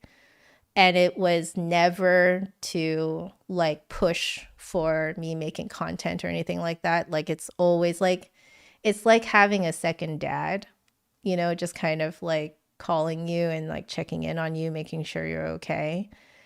And yeah, wild, man. Like that's just not really something that you expect from, you know, from a flute distributor, you know, like, and from Flute Center, you know, like it's just, and you know, honestly, like that's why I'm still with them, because like we, you know, in truth, like you could say that I'm their first influencer, which like technically that's true, you know, but I still like what we called ourselves in the beginning, which is partners. Like we're, you know, it has that, we truly do have that equal footing. And they really, God, they didn't just respect my energy levels and my space, but they honored it, really. Like they were like, anytime I apologized for being profusely late and apologized for like not having energy, they were always like, it's fine. You take your time, you know? Like, I think they also understood that, like, as long as this is taking, like, as long as TSW, like topical steroid withdrawal, is taking, all things come to pass. Everything is temporary. All things are ethereal. Even if in the moment it feels like it's taking forever. And I think I really feel like Flute Center got that, you know? And I never had to like defend myself. I always volunteered information to them because I am a big believer in open communication and I want everyone to just know what's going on, not have people guess at what's happening. But yeah, it's really like, I mean, like I look at what we're, you know, what we've accomplished, which is amazing, what we've accomplished together. But also it's just behind the scenes. I think to know that there are people in the industry who get it, and like, you know how the hustle culture can be like super toxic, right? But like they were just the complete opposite of that. They were just like, no, we trust you and we know that you'll come back. You just need time, and it's okay to take time. And I like really getting that, like, I guess you could call it like permission from such a respected, you know, company in the industry was huge. It was huge for me, but it took me a long time to even like accept it, you know? So anyway, we're going to like look at some of the videos from that time. So this was live streamed in late 2021. John and I were in the throes of his topical steroid withdrawal. We still are, actually, but it's just that right now is not as bad as it was back then. So here we go. They're still funny. I think you can still hear my humor coming through. Like it definitely, this was kind of like a bit of an escape for me, but I think you can tell that I'm tired. I think. So anyway, let's watch a bit.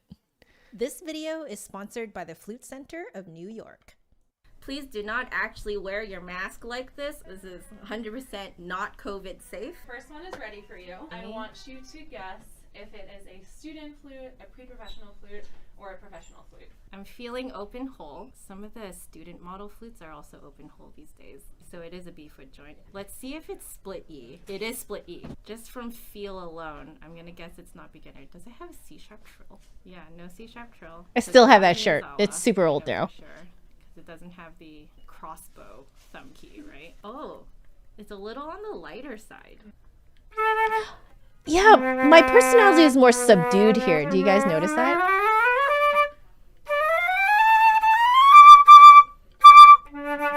Yeah, it's maxing out a little bit again because we're just on the webcam.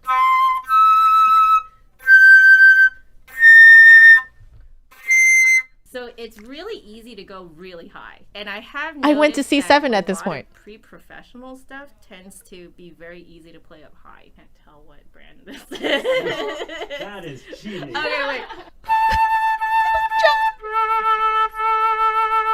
If it helps, there's 3 different kind of models with this brand. Oh dear. I'm way more subdued in It's this. made out of a metal that I don't pick up very often, and is that what's throwing me right now? Maybe. Because it's so light to me. Yeah. I think it's plated. But then You are like, correct. okay, because I was like, the lightness of it Yeah. is like not something I normally feel, because silver is usually quite a bit heavier. Yeah. No way. Do they make beginners with split E's B-foot joints? Oh my gosh, because if they do, that is luxurious. Like, my personality is still coming through, but it's It is a way really more strong subdued. register, too. Okay, the feel of it is a beginner, because of the weight of it is like a beginner. But like the feel of it is more like a pre-professional. Just because I think I'm being thrown, I'm gonna say beginner. Veil. It's a Trevor James. Privilege. Yeah. I'm kind of speechless. Wait, so the whole thing is plated? Yeah. They do make the option for a silver lip and riser, but that one does not have it. I'm amazed. This was so fun, We do have guys. the one with silver lip and riser as well, which is also great. Like, how much more is that with the silver? I think maybe $200 more. Really not very much. Yeah. Okay, guys, you know, if you want to go into music school, honestly, I think you could get in with this. Yeah. Like, you really could. $11.80. Wow. Thank you so very I'm much. excited for the next I one. would have. So I this would have one, You're also going to feel that used this to go to music school. Okay. I might throw you for another loop. Oh, And I dear. think it would be fun to guess the metal then.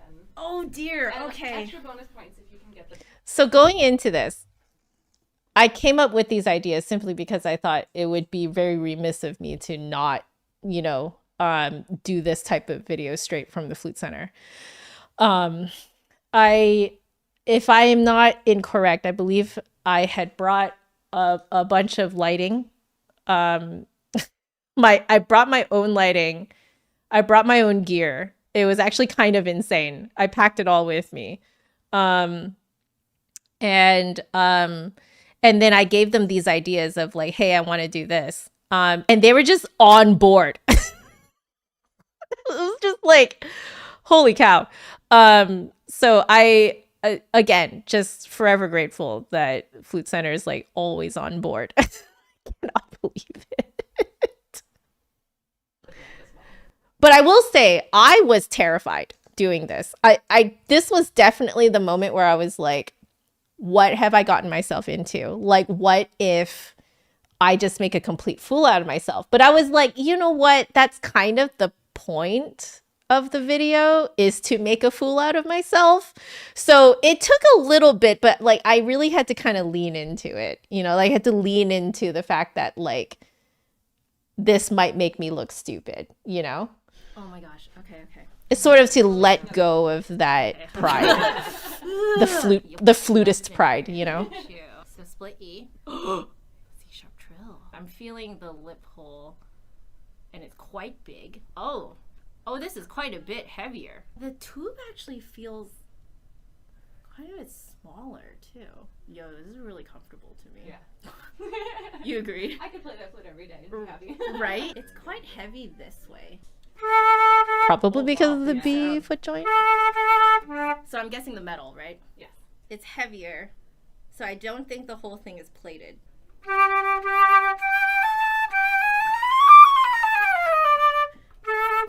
I haven't watched these videos since editing them, guys. The first one was definitely silver plated throughout, right? So it has that kind of like brighter, kind of more punchy sound almost. This one's like darker, mellower. You would need a much higher budget for this flute. Much higher. I got much that. higher, huh? Okay, it's quite a bit heavier.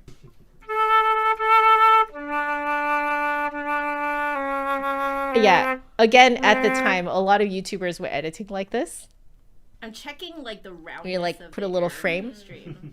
Because I always find that like gold will sort of force you to have a more circular airstream. It's something I noticed about my flute. Basically, people who don't like my flute, they don't like how like it kind of cuts off the sides of their airstream. Is this gold? Yes. Do you want to get Yes!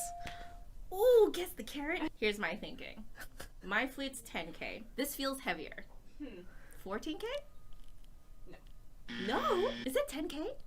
No. Not that really either? close. Wait, close? Is it a 9K? It is. 9Ks are fairly rare, I think. Miramatsu. One of your viewers got it like right away. Yeah. Really? See, they're so good. You're Okay. doing great so far. Oh my god. It's making me like... Amir, if you're go still to, here, I like, the believe this is the recess one where of John my called you mind. out in particular. Oh, what do we have here? We got one C sharp trill again. Oh. She chose one. Yeah, but like you can really tell I'm very subdued here. Like I think I'm really tired at this point. Like I am so tired. But anyway, I wanted to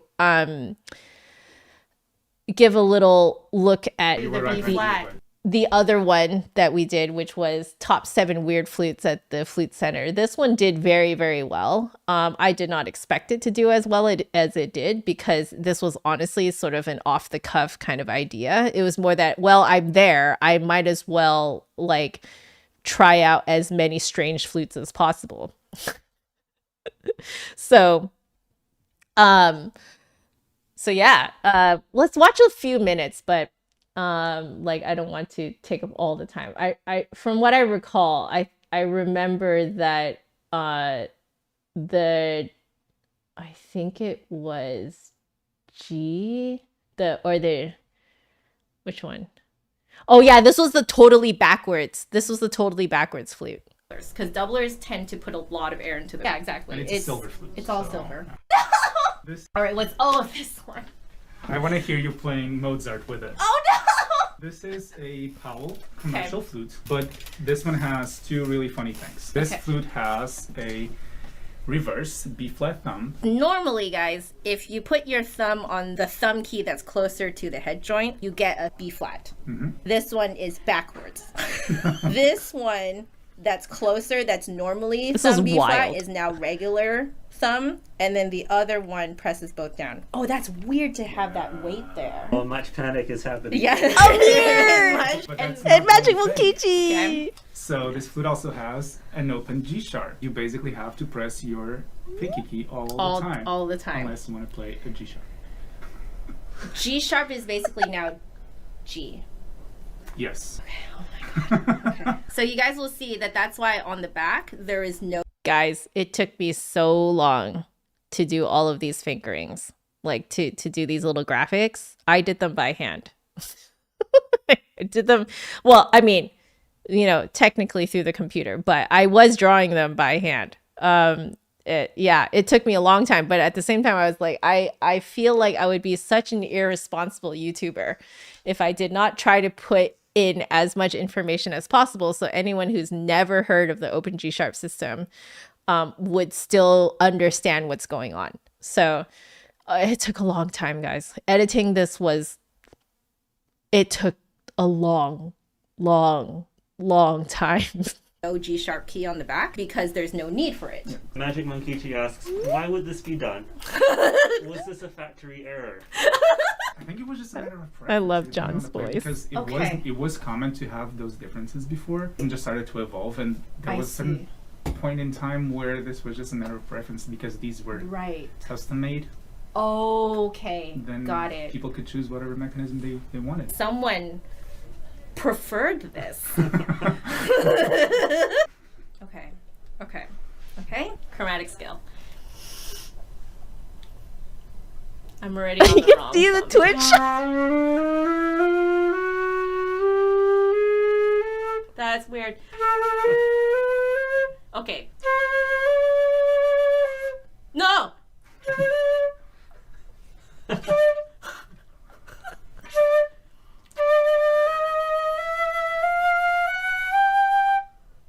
Huh? It took so long to edit this. It was so worth it. That's so weird.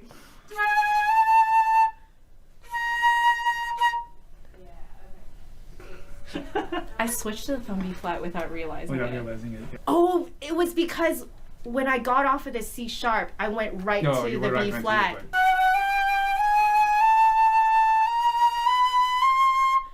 the Okay. Oh my god. My thumb almost went there.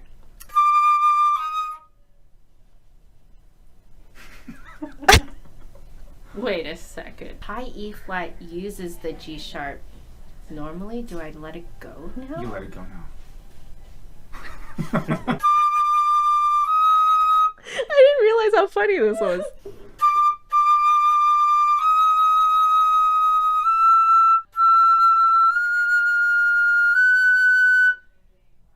Oh my.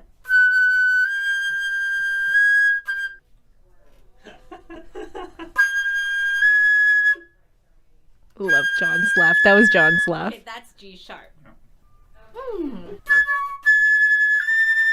I got A right.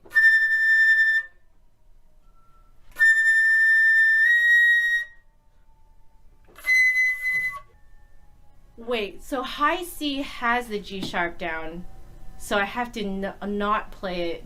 Yeah.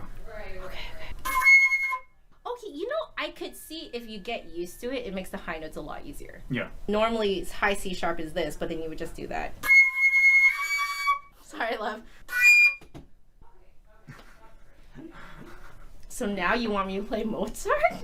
I have a few students who I would kind of classify as more like kinesthetic learners. And they always get that wrong. Instead of doing that, they do that. Yeah. Which, like an open G sharp, would be perfect for them. I also have some students who do the hanging pinky. And I actually wonder if they have something to put it on, if that would make life a little easier for them too. Well, let's start with F major scale. I think I suggested F major scale to just kind of delay the inevitable. My brain is like completely broken now. Okay, it is that. Okay. I'm curious, did I actually do the Mozart?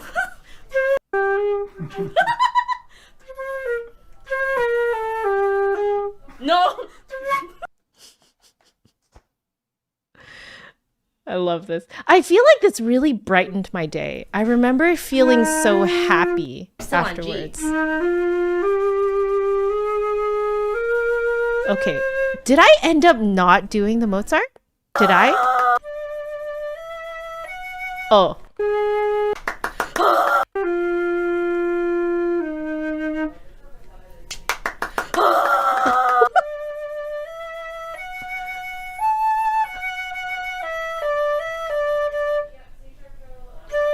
On my thumb. Okay, that's all. I'm done. How much was that going for? I think I didn't even do the Mozart. I think I only attempted at that bit and that was it. Scott, you recently discovered that Borikov plays an open G sharp. Yes. So when I was, you know, like first studying the Iber concerto, like over on Twitch, that's when I discovered that too. And yeah, it definitely, you know, I feel like he experiences the Iber very differently from me as a result. Oh my gosh. Yeah, but like, yeah, I remember coming away from this just like so happy. Like I was still tired, but I was like, I was happy, you know? And like, you know, usually I would imagine at the very least that, that like, you know, when you're doing especially sort of like sponsored stuff and you're going out to a shoot, essentially this was going out to a shoot. You know, there's usually a little bit more pressure to be like perfect and to be like, you know, on like, you know, your energy level needs to be like on, you know, 200%. But yeah, I came away from this, I remember feeling like, oh yeah, that's why I do this. Like this makes me really happy, you know? And yeah, I just really want to thank the Flute Center for giving me that opportunity and for reminding me why I like this. I think in the midst of the apathy, you know, it was just it's just fun and silly and non-judgmental and just like, we're just being nerds for the sake of being nerds. Like none of us had anything to prove. Not even the guess the flute blindfolded. Like that wasn't really, I think like maybe by like the second flute, I think I realized that like, it's not really, I'm not trying to prove anything. Like it's just fun. It's just for fun. It's just be stupid and silly together, you know? And yeah, so I remember coming away from these live streams just like feeling more like myself again. And it was, yeah, this was actually very healing for me. And I think this, you know, because I spent a long time editing these, every time I edited them, you know, whenever I did have the energy to, you know, I came away from it, from those editing sessions also being like, oh yeah, you know, the silly and the stupid really does matter, you know, like, and it just, you know, like I think maybe that's why I spent so long editing them. I was sort of hoarding it for myself, I think, because I did the same thing with the NFA vlog, and I've actually still hoarded my 2025 NFA vlog because, you know, life has been tough too in the last year. And you know, if I'm being frank with you guys, I think I through editing, I think I hoard these memories for myself, and I like I kind of want to keep it to myself and keep the joy in my heart. I think now though, I realize that I really should share that joy so that it can multiply. But you know, if I'm being real with you guys, I think that's what I was doing. Do I think it was completely healthy? Maybe not. I didn't have a therapist at that point, but I have a therapist now. But it like, yeah, I definitely think that part of the reason it took so long to edit these videos was really just I was just hoarding the good memories to myself. So the Joanna cut. Yeah. Did I ever post the Australia videos? No, I hoarded that to myself too. Because right after we came back, but like actually during that time and right after we came back, John had a really bad flare. And yeah, I would, if you guys are okay with it, I would like to revisit those and post those videos, especially now that I'm kind of thinking out loud and realizing that I can multiply the joy that I feel by sharing it instead of hoarding it. But yeah, that's the truth, you know. It's what I needed. Thank you for saying that, Susie. I think while I was kind of like in the depths of this journey, you know, like whatever little bits of joy that you can hoard, you tend to hoard. You know, if any of you have been through anything similar, I think you might know what I mean.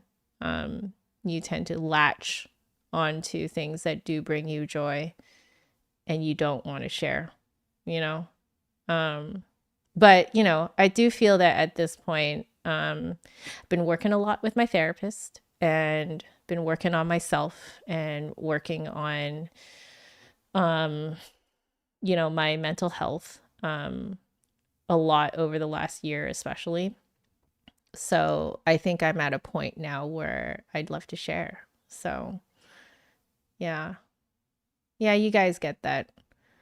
Thank you. You guys are so sweet. Yeah, I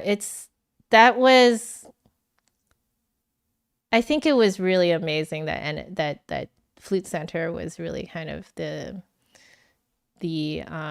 resource for that joy. It was the source of that joy. Because, like, you know, if not for them, this would not have happened. None of these videos would have happened.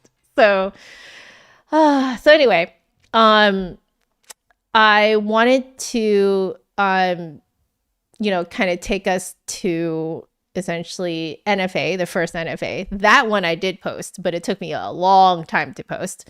I think it's a pretty sweet one because this is the first time that I met you guys in person. So let's give this a little watch. Hello.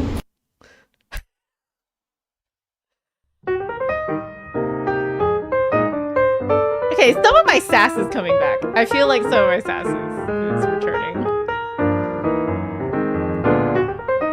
You know, guys, it's so weird to vlog in public.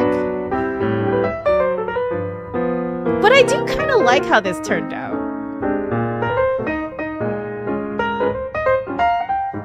Oh my god, I really like this. I know you guys who, like, you know, have Southern food on the daily. You guys are probably like, oh my god, Joanna, you need better Southern food. But, like, that was good. I love this. Super cute.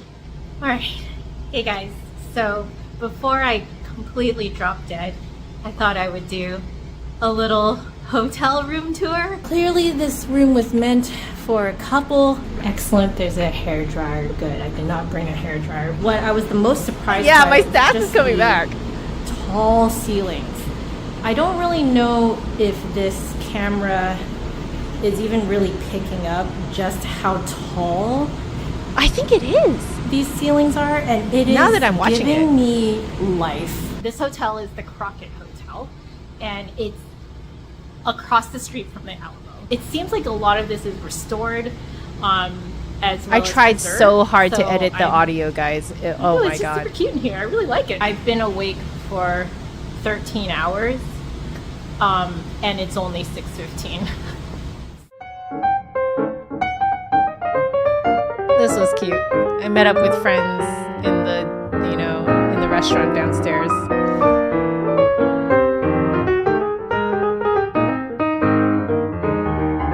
This guy was great. This guy was really great. I I am back in my room. I could feel myself fading. It could be because I had a glass of Moscato. I'm gonna unwind with some Genshin and Star Rail. Oh, now the fan is off. Okay, whatever. I think this was the second time that I referred to the fact that I play Genshin and Star Rail. The first time I really talked about it, at least in these types of videos, was in my video about my trip to Italy to teach in the Interharmony Festival. And yeah, so it's been really fun to meet other gamers at the convention.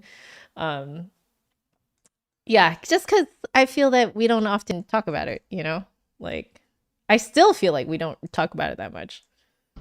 That's just the experience of this hotel room. Oh, I got Nicolette by this point!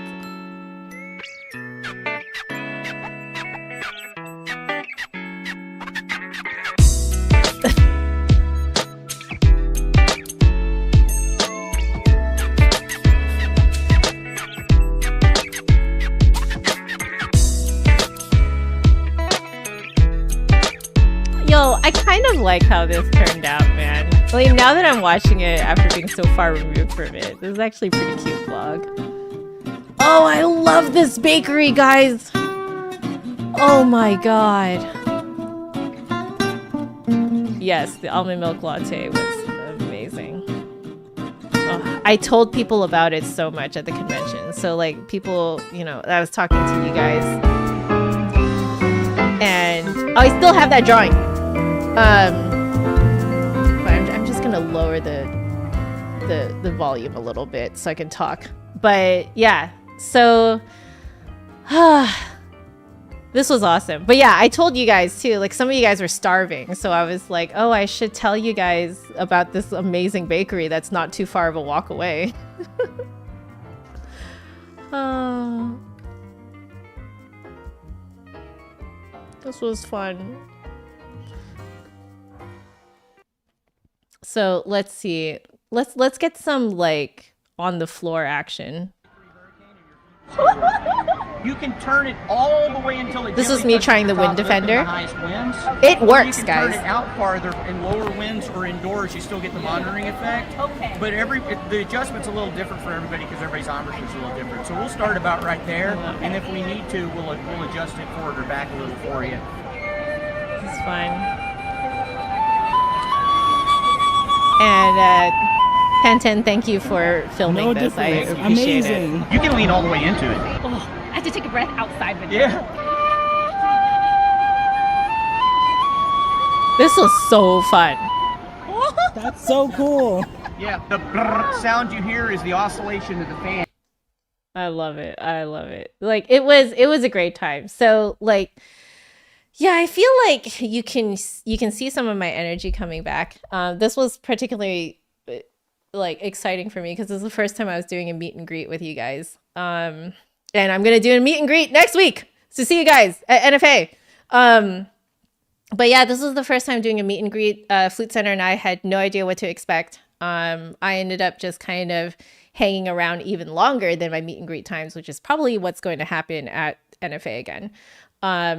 And just because I really enjoy chatting with you guys. And by the way, if you guys want to meet up for coffee or for a meal, I'm totally down. So you just have to catch me. I will try to be catchable. But like, if you guys, if you guys catch me for a meal, or if you ping me on Discord or something, because I think a bunch of you guys are on the Discord as well. So if you ping me on the Discord, and see if you, see who's down for a meal, breakfast, lunch, or breakfast, lunch, or dinner. Apparently I want second breakfast. Then yeah, let me know, guys. Cause, I think one of the most fun things that happened in this particular NFA, this first one, was I randomly went to dinner with y'all. It was amazing. I freaking loved it. I love listening to you guys talk. I loved listening to your stories. I just love hugging you all, it's it's kind of wild. Like it really gave me life. Like I think that it like brought back a lot of like it made me really realize like why I do this. And that what I do really matters. Cause again, like to just put into perspective, like my everyday life, you know, at this point was still a lot of, you know, me and John dealing with TSW. We're just really tired all the time. And, you know, when you're just kind of in and out day in, day out, you know, dealing with a chronic condition and caregiving for this chronic condition, it really makes you kind of lose sight of sort of like the importance of what you do. And yeah, NFA and Flute Center, you know, like sponsoring me out to come out and like, you know, doing the meet and greets and stuff like that. Like, yeah, it really kind of brought back to me, like, I was like, oh, this is why I do this, you know? And I don't know, it's just seeing you guys smile and just kind of like, you know, just look really, I don't know, just meeting you guys kind of, it really felt more like seeing family. And family that I didn't know I had.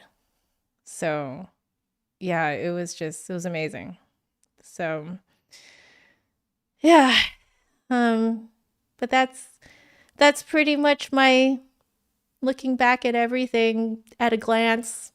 I wish I had more time to like react to a whole bunch of other videos. I think maybe down the road what we can do is like have you guys vote on some videos for me to react to. I think that might be interesting. But yeah. So there you go, guys. Thank you, Flute Center. I don't really have the words to really like explain, you know, how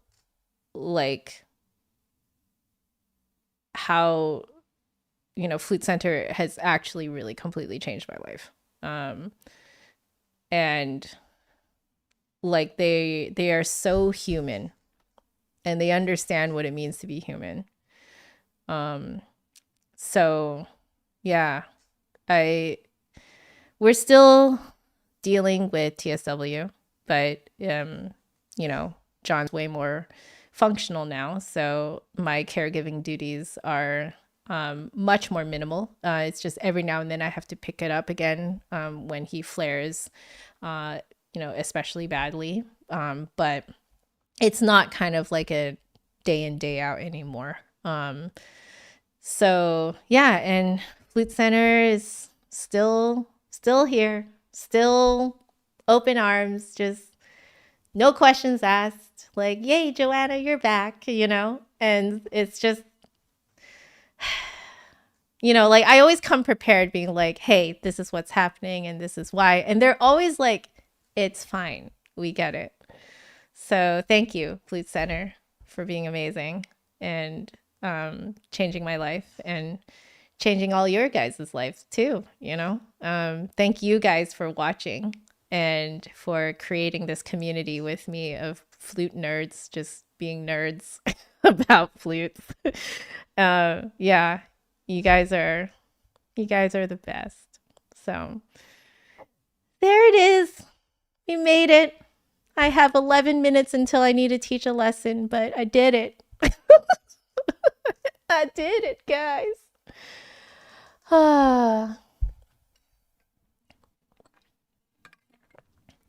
So Sean, you missed 2024 and you'll miss 2026 for NFA. You seem to have landed on the odd year cycle. Got it. I'm so glad I caught you last time though. That was fantastic. Scott, will you require the Hobbit theme if we go to second breakfast? You got it. You got it. I will probably make mistakes. But I'll do it. I'll do it. Yeah. I'm glad you guys stopped in here to enjoy this with me. This was really fun. Scott, you refound your love of the flute largely from my videos. That is an insanely high compliment. Thank you. I really appreciate it. Thank you so much, guys. Oh, Lippity Sippity, you are back. Welcome back. You're having an iced lemon tea with honey. That sounds delightful. Eduardo, hello. Hi. I'm just wrapping up, but it's fine. I can still talk for 5 minutes. I'll still talk for 5 minutes. How are y'all doing? Yeah, so Scott, I know your story, kind of. Remind me. I'm so sorry. My brain has seen better days. I should link the original videos in comments. I will! Thank you! I will do that post-stream. Thank you for the reminder. I appreciate it. Y'all looking out for me. Thank you so much. Was this kind of an anniversary thing? It was, Chi Eduardo. If you wanted to get sort of the behind the scenes of like what was going on in my head and also what was going on in my life,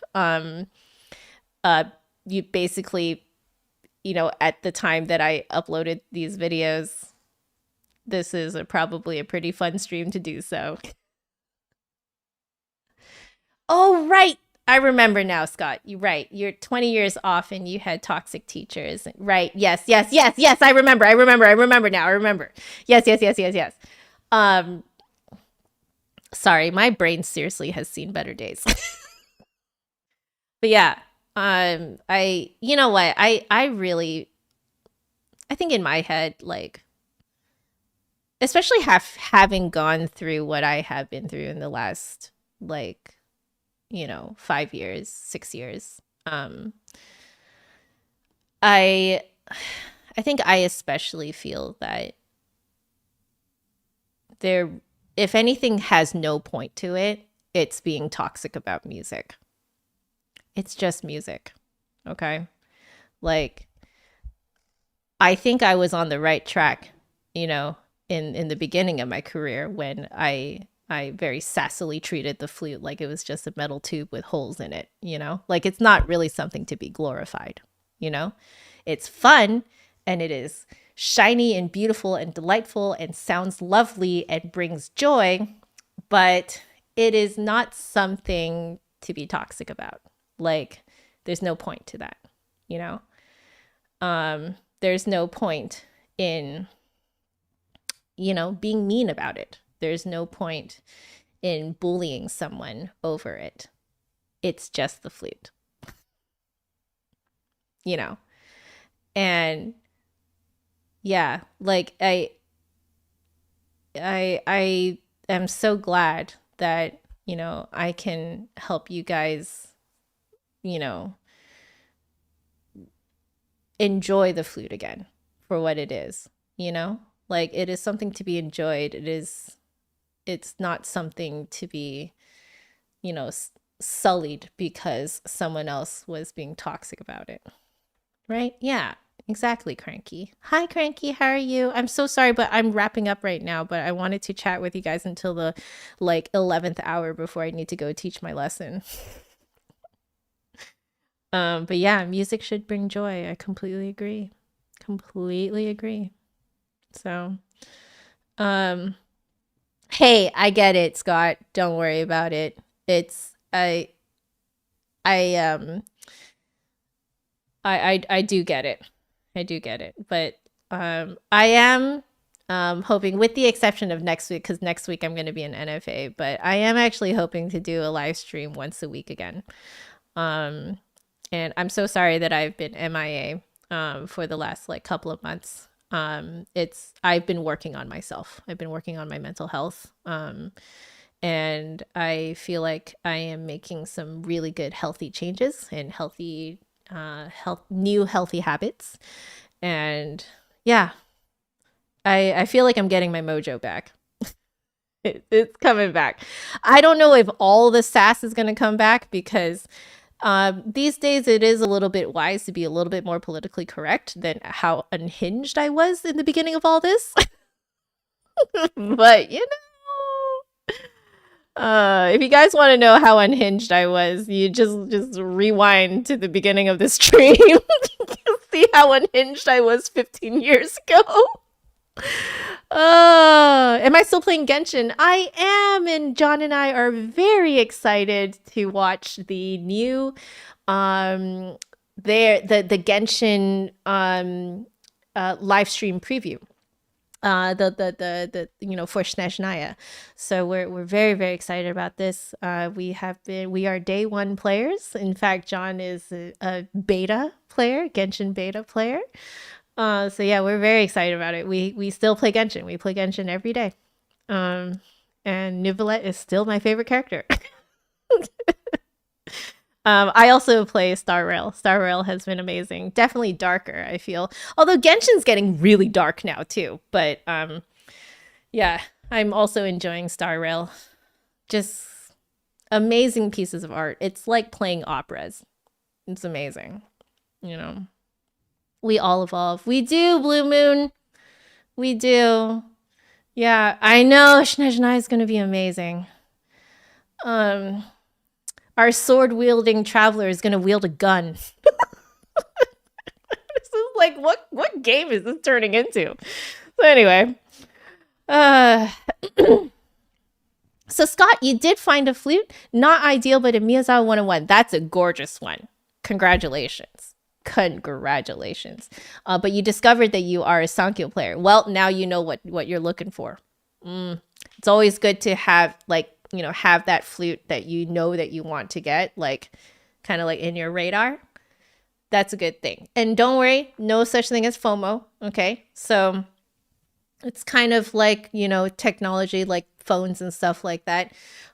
You wait longer, there'll be an even better model coming out. So there's no FOMO. It's fine, guys. But it is always nice to kind of have it on your radar. So anyway, it is the 11th hour now, so I really need to go. But I will see you guys at NFA. If you guys are watching this at this moment, I will see you next week. So I'm doing 2 meet and greets. I'm doing one on the Friday and then one on the Saturday. I'll put the deets below. I think I just forgot to put them in right now. And I am doing a talk on like a little workshop, exhibitor workshop representing the Flute Center on Saturday, August 8th at 2:45 in room A103-104. So bring your flutes. We're going to nerd together. And I'm just going to straight up ask you guys right now, if you are going to be there, I am looking for a volunteer for me to review your flute live in front of people and see how close I get to describing how you play. So that's your teaser. Okay, I gotta go. I have 2 minutes. Less than. All right, laters. Thank you so much, Flute Center, for changing my life and for changing all of our lives. And I will see you guys at NFA. Take care. Stay happy, healthy, and safe to the best of your ability, because there's no music without the musician. The flute will always wait for you. It's just a flute. Did I say all the things? I think I said all the things. Love you guys.